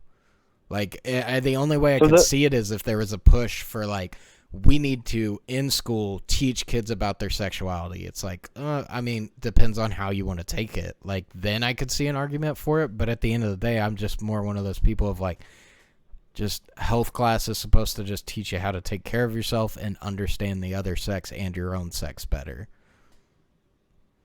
So the way it can affect everyone is because when you have a generation of people stuck in identities and wanting to go to war over what they identify with. Okay. So for you, sexuality doesn't bother you. What is this war that you're talking about? That's what I'm saying. What is the level of conflict? Sexuality doesn't bother you because you're straight. You just said you never had to have that conversation with your parents. Yeah, because you're straight. They just assume you're straight. You know what I mean? Like, you don't have to have, no one has to come out as straight to their family. You know what I mean? Like whatever you do along life to experiment usually stays between you and whoever you did it with, right? But the point is, when you have these people that are like, I am androsexual or whatever, they're picking the wrong things to fight. That shapes their personality.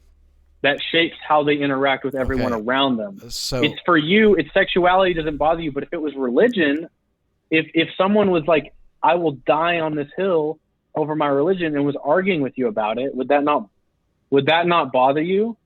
So same thing with the religion is like, my argument to religion is like, if you want to talk about it, that's fine. We just have to have the understanding that we may not agree upon it.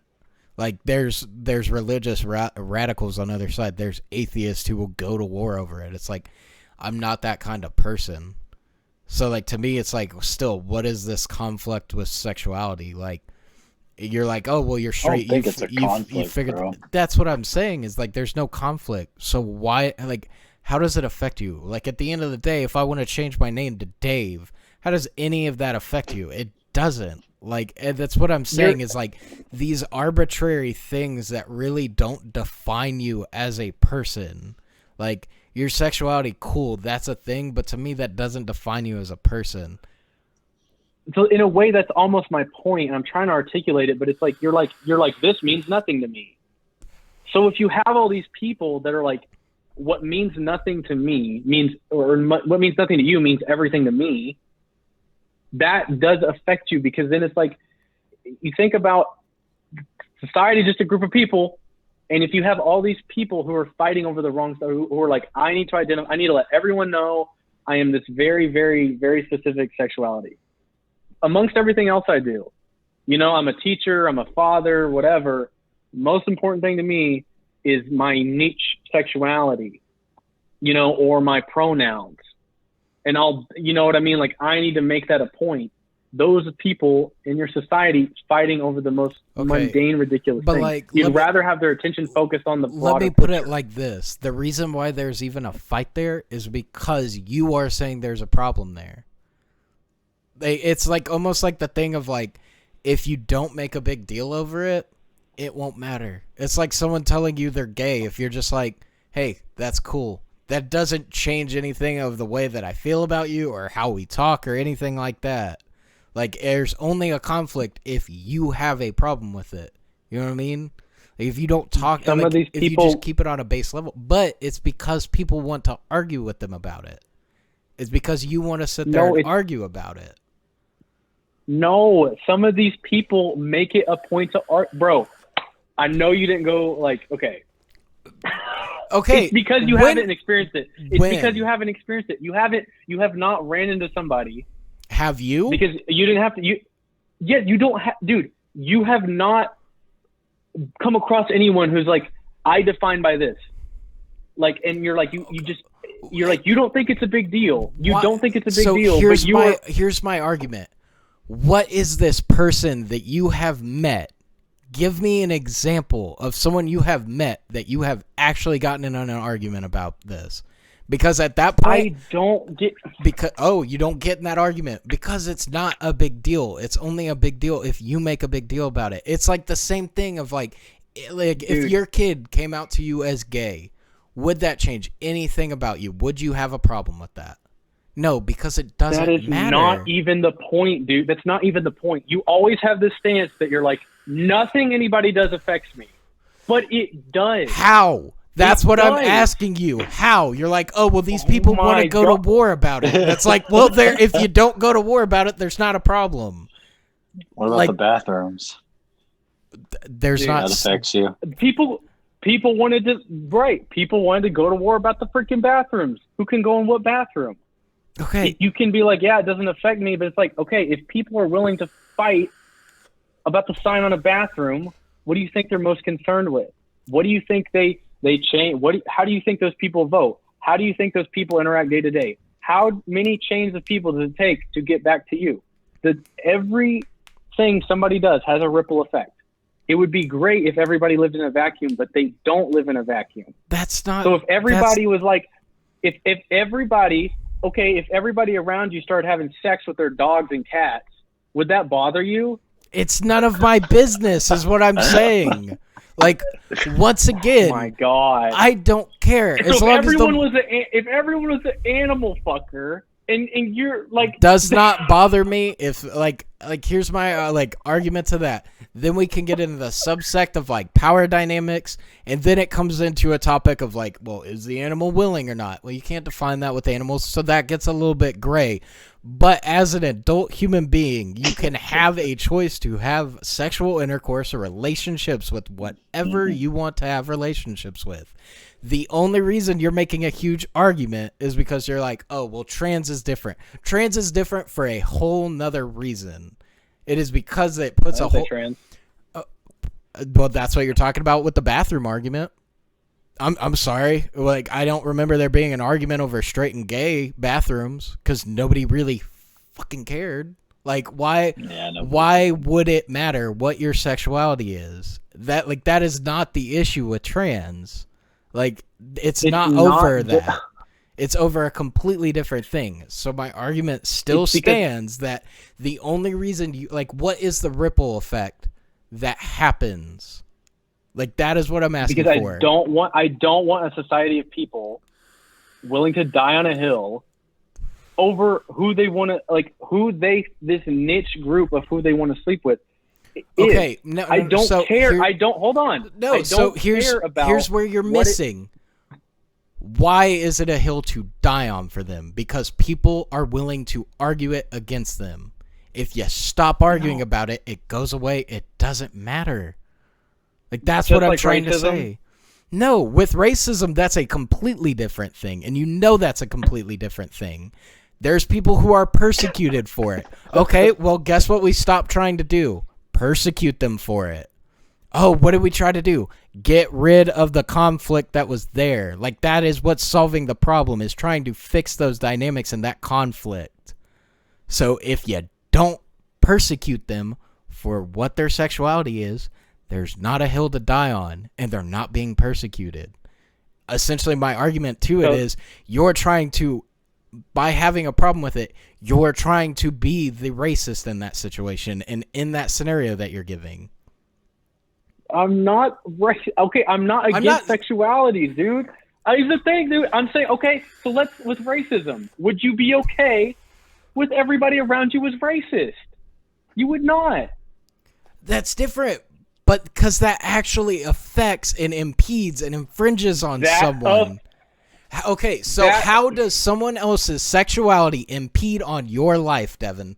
How does that? Because, it doesn't. How does someone else being racist impede on your life? You actually get hatred. You get bigotry. You get treated differently.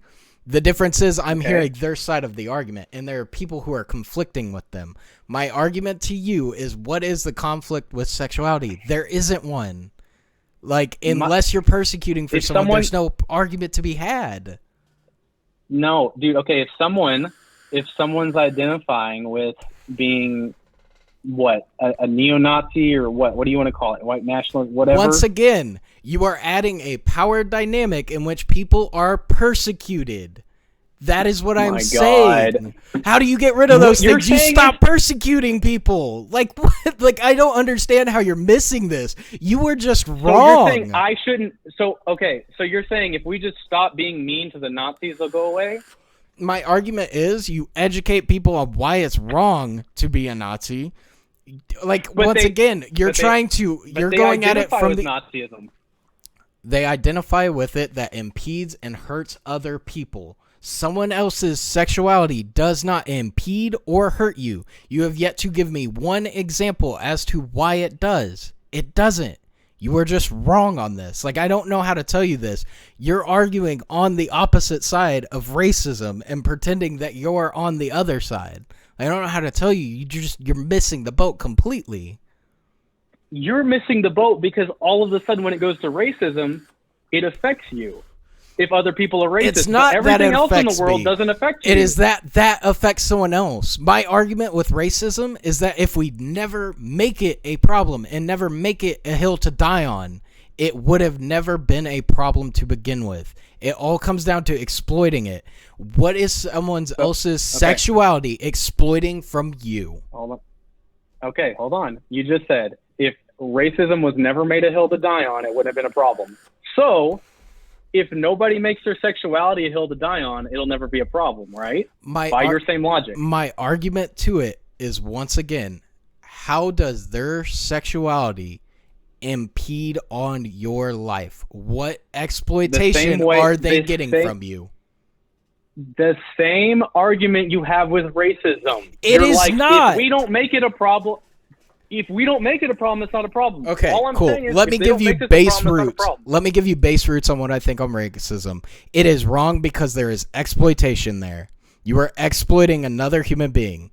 So there, I've clarified. Now, what is your argument for sexuality? You are wrong because you automatically go down to they are not exploiting you in any way. They are not infringing on you as a person or anyone else as a person by choosing their sexuality. So what are they hurting? What is the harm that they are doing to you, which you have yet to clarify from the beginning? What you haven't clarified what a racist does to you. You're just saying because it's a hill to die on and because people can be exploited. Okay, but that was never the original argument. All I'm saying is people who get caught up in identity politics create more problems because they're choosing by you having a problem with it. You are choosing to go to war with it. That is the problem. If you just, once again, it is the argument of why does their sexuality affect you? It doesn't. Well, if they get so caught up in gender politics, well, guess what? If you don't have a problem with it, it's not going to affect you. You're making a problem where there's no infringing problem on you. I don't have a problem with a lot of things that still impact me. My argument is, why do you have a problem with this when this does not affect you at all? I understand they're like, well, this is a problem, so I choose not to let it affect me. I work around the system. My argument is, how does this problem affect you or affect anyone else when it is your personal choice? They are not exploiting anyone. They are not infringing on anyone by choosing to define their sexuality.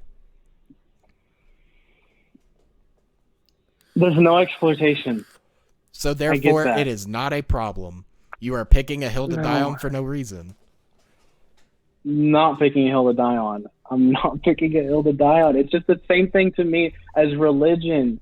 If you pick a certain religion and you're like, I will die over this, I will hear no one else. Everything I do is this religion. You can't tell me otherwise. Here is why it is different. So here's why religion is different, because religion promotes you to convert other people to your religion. Sexuality, however, does not. Sexuality does. Because barring a lot of scenarios, it does. Okay, with not getting into the weeds about it, but people who are more on the spectrum, that is kind of a thing of oh, you didn't know so-and-so did this. Oh, you didn't know so-and-so did this. It's kind of like a little freaky community. You share stories back and forth.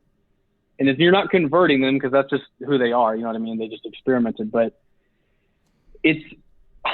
I can't articulate the point. I can't articulate the point based off your rules. But I will tell you this...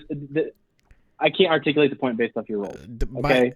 So there's that. The whole thing that I am asking you for is, how does this affect anyone? That is my whole argument for the whole thing.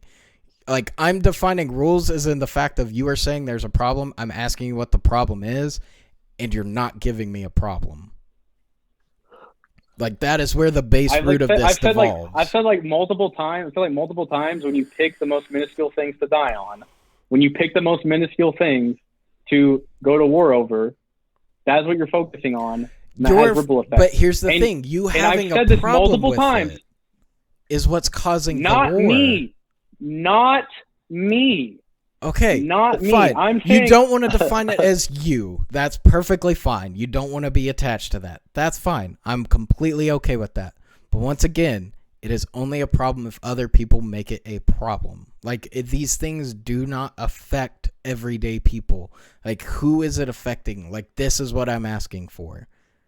Like, even if there are people that way, I implore them to try to tell me how that is affecting them.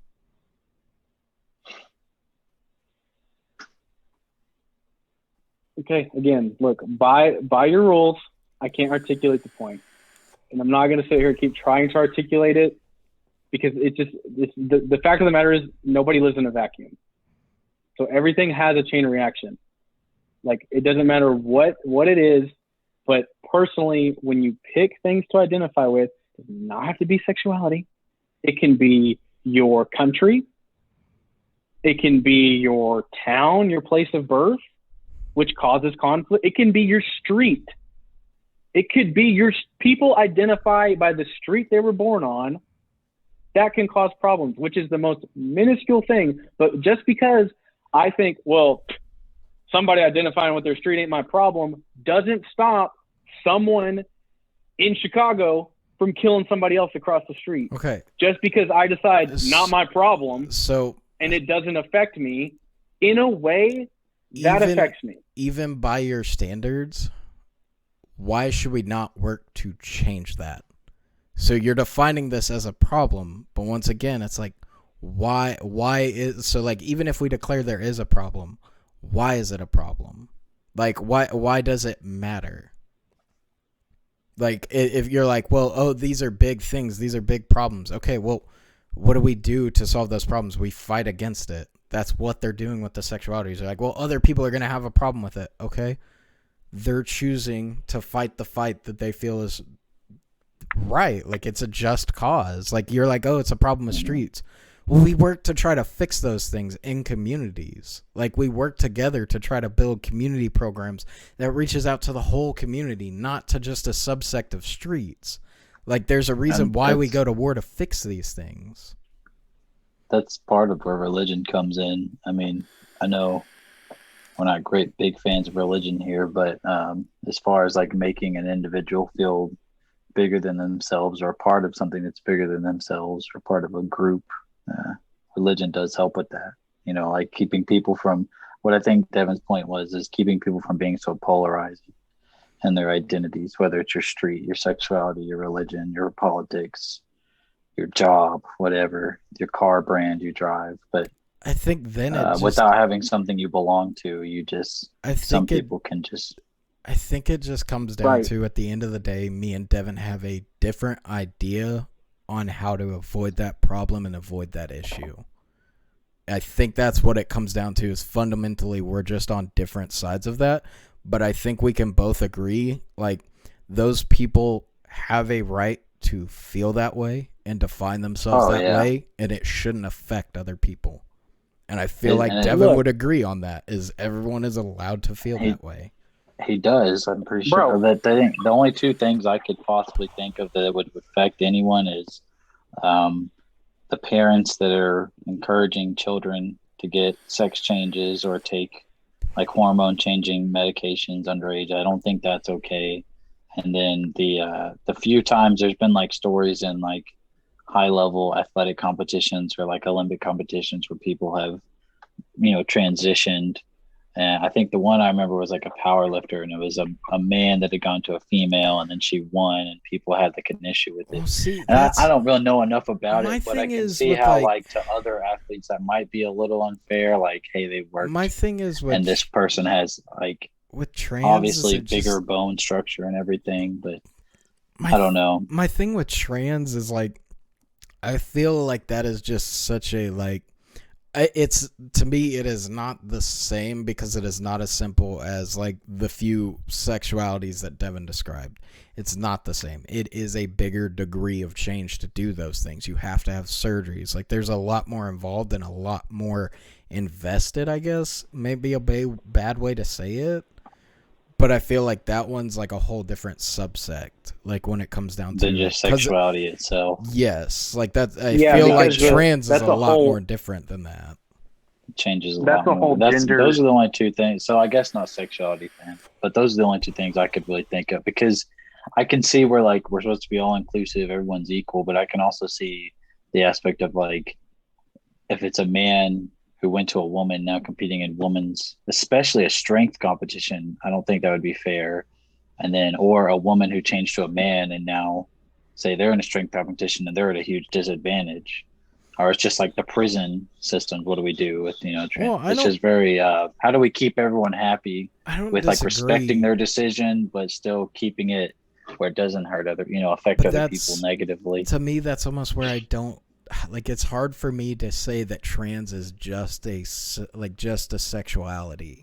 You know what I mean? I don't know. It's not. It's that's what I'm saying. Is like that one's like a whole different can of worms when it comes to that, because it's just so different from the other ones. And that's a gender restructure. Like the list was sexualities; it was not genders.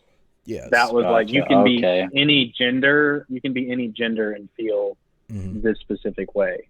But sexualities. I don't really see how sexualities would infringe on us unless it was some hyper polarizing ideals, like, hey, we got to kill all the straight people or something, or we have to kill all gay people, or we have to something like that. Then it would have to be an extremely radical thing to make it a real issue to me when it comes down to it.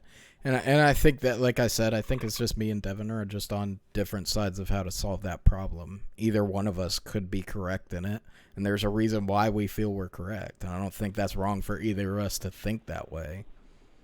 I mean, that's the whole point of having conversations and discussions, right? Is to try to hear the other side of the argument. Yeah. No, for sure.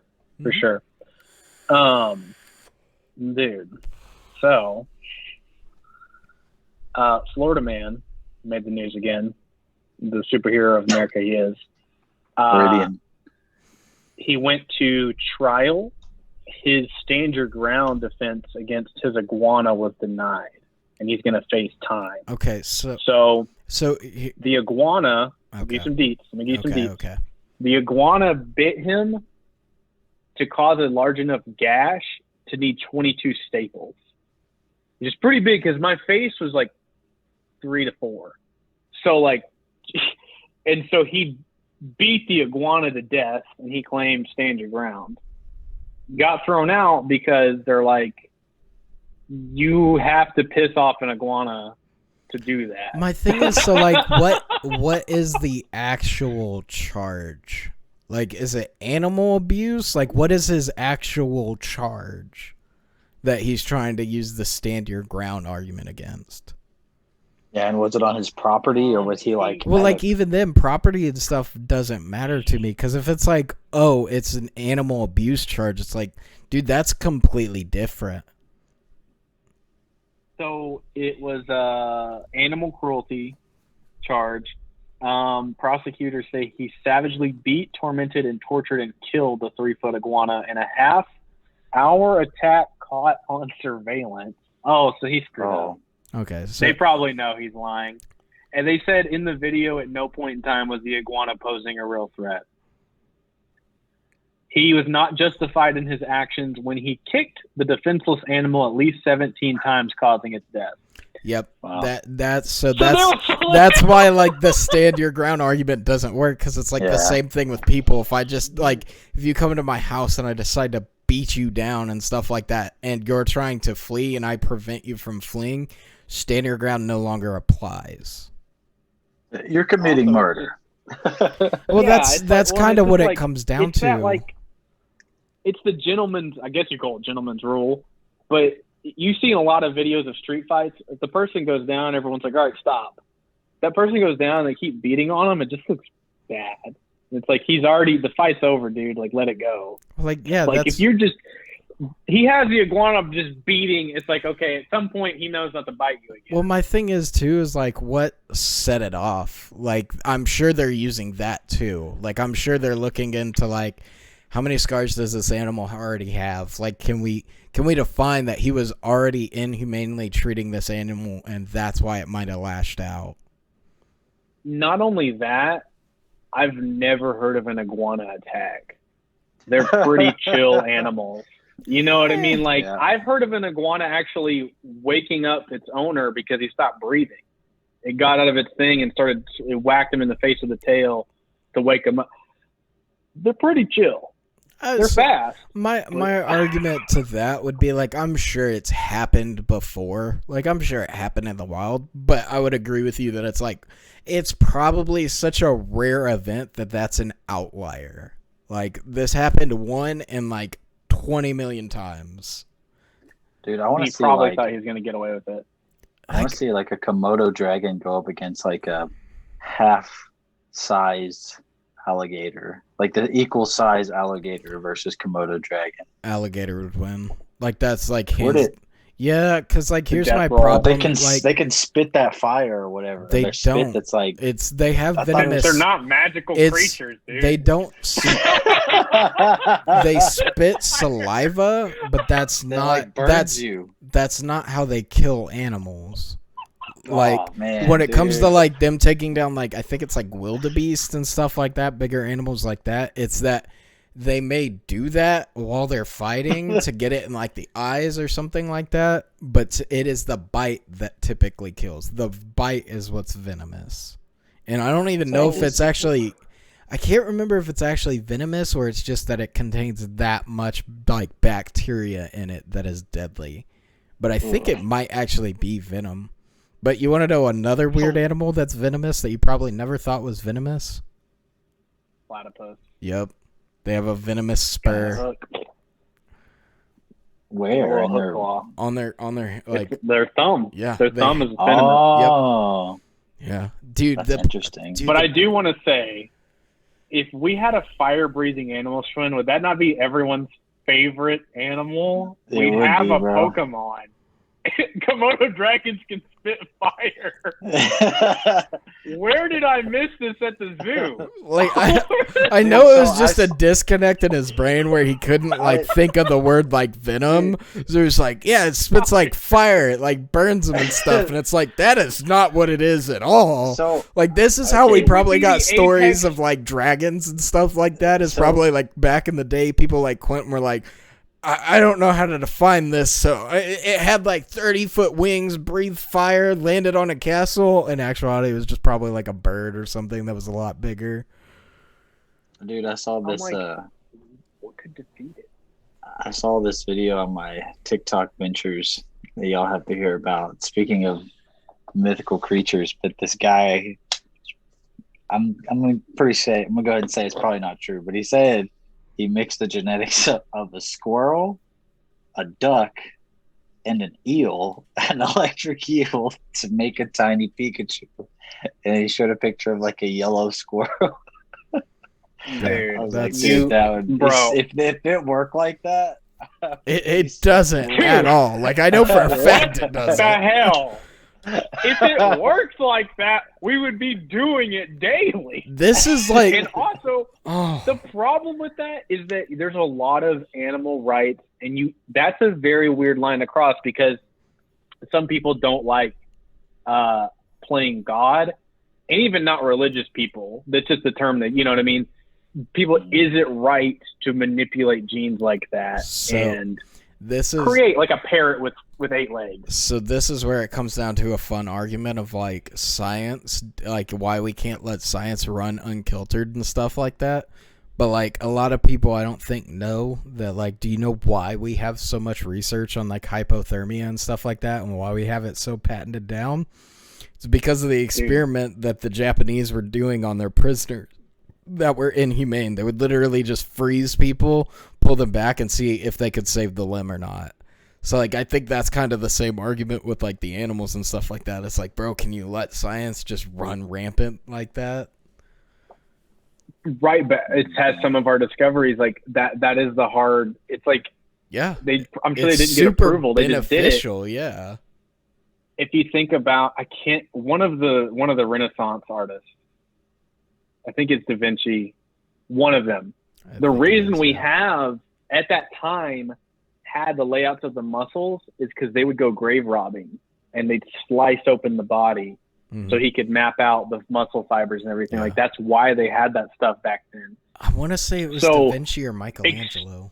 It was one of the two. It's so, like, you know, is that okay? I mean, that sounds really disgusting and unethical. but now we have advances because of it. Dude, what's funny? At some point, we would have had to cut people open. What's even crazier about that is, like, not even on the art side of things, is like, dude, grave robbing used to be a real thing so they could sell the corpse to universities. So they, like, there was an actual problem with that. It wasn't even just that. It's like, where do we draw the line is the hard thing. Like, dead bodies, I mean, y'all know how I feel about dead bodies. It's just an object at that point. It doesn't matter to me. But, like, when it comes to, like, science and stuff like that, man, it's trying to figure out where to draw that line. Because it's like, oh, well, we don't want you to do any testing on animals. It's like, dude, I don't think you understand how hard it is to like, even do medication and stuff like that. Like, animals are required for a lot of this. It is kind of curious, like, where you draw the line, because, like, I don't know. I mean, personally, like, I do think it's interesting if they do start gene splicing and stuff and making different creatures. However, it can be disastrous because there's not a natural evolution progression which introduces it. It is like this never before seen. It could, like, wreck an entire ecosystem. Like when those people brought those rabbits to Australia and they went, like, crazy and, like, overran a bunch of the habitat because you put it in, that's an actual animal we have. So if you create this hybrid squirrel squirrel with, like, I don't know, a beak, that has, like, a poisonous fang or thumb, you might destroy something else, and then you have another chain reaction that kills another something else we need. My argument to that would be, like, when it came to gene splicing, it would have to go to such a far degree for that to happen. Because most of the time when that happens, it's like, oh, we take an animal that's already been worked out in nature to be super effective at these things, and we're introducing it into an ecosystem that has never had this, doesn't have this problem. So, like, I almost wonder how hard it would be to even get to that level. Like, it would, for me to see it feasibly becoming an issue like that, it would have to be like, oh, well, we're modifying, wolves or deers or something like that so that they can survive better so their species doesn't die off.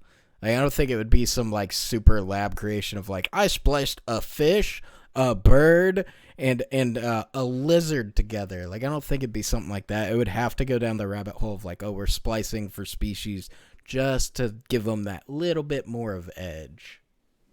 Like a wolf plus or a pig level 2, but you'd have to put them on a farm and, like, run an experiment for, like, 30 years before you put them back out in the regular environment they're in, because the chain effect of the ecosystems, the chain effect of everything. Everyone saw the bee movie. If we just lost bees, that was real, bro. Like, not the movie, but, like, everyone learned that lesson. That was real. Everyone learned that lesson. Yeah, Jerry Seinfeld was a bee. That was the lesson, though. Is, like, something as insignificant as a bee has so many chain reactions, and you're like, damn. It does, but, like, if you make Wolf Plus, now you're being an ass. If you make Wolf Plus or Pig Super Saiyan, you might screw up something else. That's the stuff, like, you have to have them on an island somewhere. Dude, there's already talks of people doing, like, gene. I don't know if you'd be calling it gene splicing, but, like CRISPR, like rearranging your DNA or whatever, like in humans. That's like CRISPR. in your gene. Oh, okay, yeah. CRISPR. So you can pick how tall, their skin color, their eye color, and stuff. That's what they hope that it's gonna be, but, like, it's like it shows promise. If it is, then eventually there really will be, like, an elite human people that are, like, have a lot of money, that people put money into their kids, and then they'll just be, like, regular people. That's just the genetic lottery. And that's why I don't want it to get to that, but it naturally will. I think it's cool that, like, they could catch a disease before, like, they could catch things that might impact them and fix it. Like, they could catch, like, a Down syndrome, or catch, like, a cleft lip, or, like, a blindness, and fix it before they come out. I think that's awesome. Yeah. But again, I think the natural progression is how long before the elite race, and you have top tier human beings, and then Yeah. it's like the rich kids aren't just the rich kids anymore. They're also they could kick your ass 5 times over, still not be sweating, and then run a mile after that, and then also they can breathe underwater. And they can teleport 5 inches in any direction. They're And then the poor extremely kids smart. are just regular humans. Yeah, like they can communicate telepathically, like whatever. Like that's how it would go. That's just people having too much control, too much power, and I wouldn't want that because what would be the best human? What would be the best human? Because everyone has a different answer. There wouldn't. I mean, I guess there technically wouldn't, but also we would put a huge what's the word? I guess like cog in the machine, but in our evolution, like we would screw up our chain of evolution. I feel like if we really got that deep into changing our genetics to where we had like an elite human race and a regular human race, I feel like that would screw up like our timeline for us evolving. Like, would they want to mate? Would they want to mate? Would the elites just to mate with the elites? Because they're like, ew, the sub creatures. And then there's like a huge divide. But again, what's the best human? You know what I mean? Because even if you had the power to make the best human, all 3 of us would make someone different. Like multiply that times 1,000. Well, like my argument to like just that last little bit that I heard when you said would the elites only choose to breed with the elites? Well, that would almost be the argument that it comes down to money to make you elite still. Like it doesn't come down it would not come down to just genetics, because even then, like if it wasn't a money issue, like, well, it doesn't matter what our genetics are because we can get them modified. No, you get them modified before you're born, so it's about money. Born. But it comes down to a money thing, not like if that's what you were defining as elites. Like I said, I just came in on the back half of that. Yeah, so like basically, like rich we would make an elite race. Elite. Mm-hmm. Yeah, and like they'd be born, 6 feet tall. They could do all these athletic performances. You know what I mean? They'd be like in their ideas perfect. Like they probably wouldn't want to mate with senses. Well, probably much smarter, quicker reflexes. To me, it's like I almost don't know if it's just even that more elite, or if that would just be another notch in the belt about wealth. Like, you know what I mean? You just live longer and are healthier and have better skin and better hair and stuff. Well, it's like, why do people want money? Is because it affords you more freedom. So it's like, I don't know. Like at the end of the day, I don't think the issue would be. I don't know, man. I just don't think I could see genetics. It would be like rich people would start doing it genetically, and so say we do split into an elite and like a regular population. Well, then like the general population would try to catch up to the elites. So they don't have money to modify their children before they're born, like biologically, but now they have money and resources to modify themselves technologically. And you start getting robot eyes and arms and crap like that to catch themselves up. That's what I see. The elite humans versus the cyborgs. And then there's a war between cyborg and natural born. And then there's natural born versus enhanced natural born. I mean, at that point, we're just building kaijus. We're just building kaiju. Well, you could. Well, okay, so that's the thing. Yeah, I mean, with the gene splicing of the animals, what's stopping me from making a ride-on? At one point, if that happens. But, I mean, if it goes there, that would be cool. If we could make these animals and get them to fight, like when you think about like the base roots of Pokemon, it's still kind of messed up because it's like these are animals in our world. We make them fight each other. It's like, I mean, very realistically, Pokemon could be real now if we lifted some regulations about like dog fighting and stuff like that. Like it could technically be real. We need little tiny cages to trap them inside of in between their bouts. Exactly. Dude, if the gene splicing got to that point, there'd be such a push to make it happen, dude. Like, that, bro. I just find it hilarious. Dude, everyone would be, like, down. It'd be like, well, we would, here's how we would cope with it. We'd be like, well, they're not natural animals. we would just call them Pokemon or just call them, they're lab created. It's like lab created meat. So like it's cool. You know what I mean? They can burn each other. Dude, whatever. Imagine mixing a platypus with like a porcupine, so like all his hair is just spikes. Just a giant platypus with spikes all over him. This is where we get into the problem of like the Pokemon world, right? Then we have, Mewtwo happen.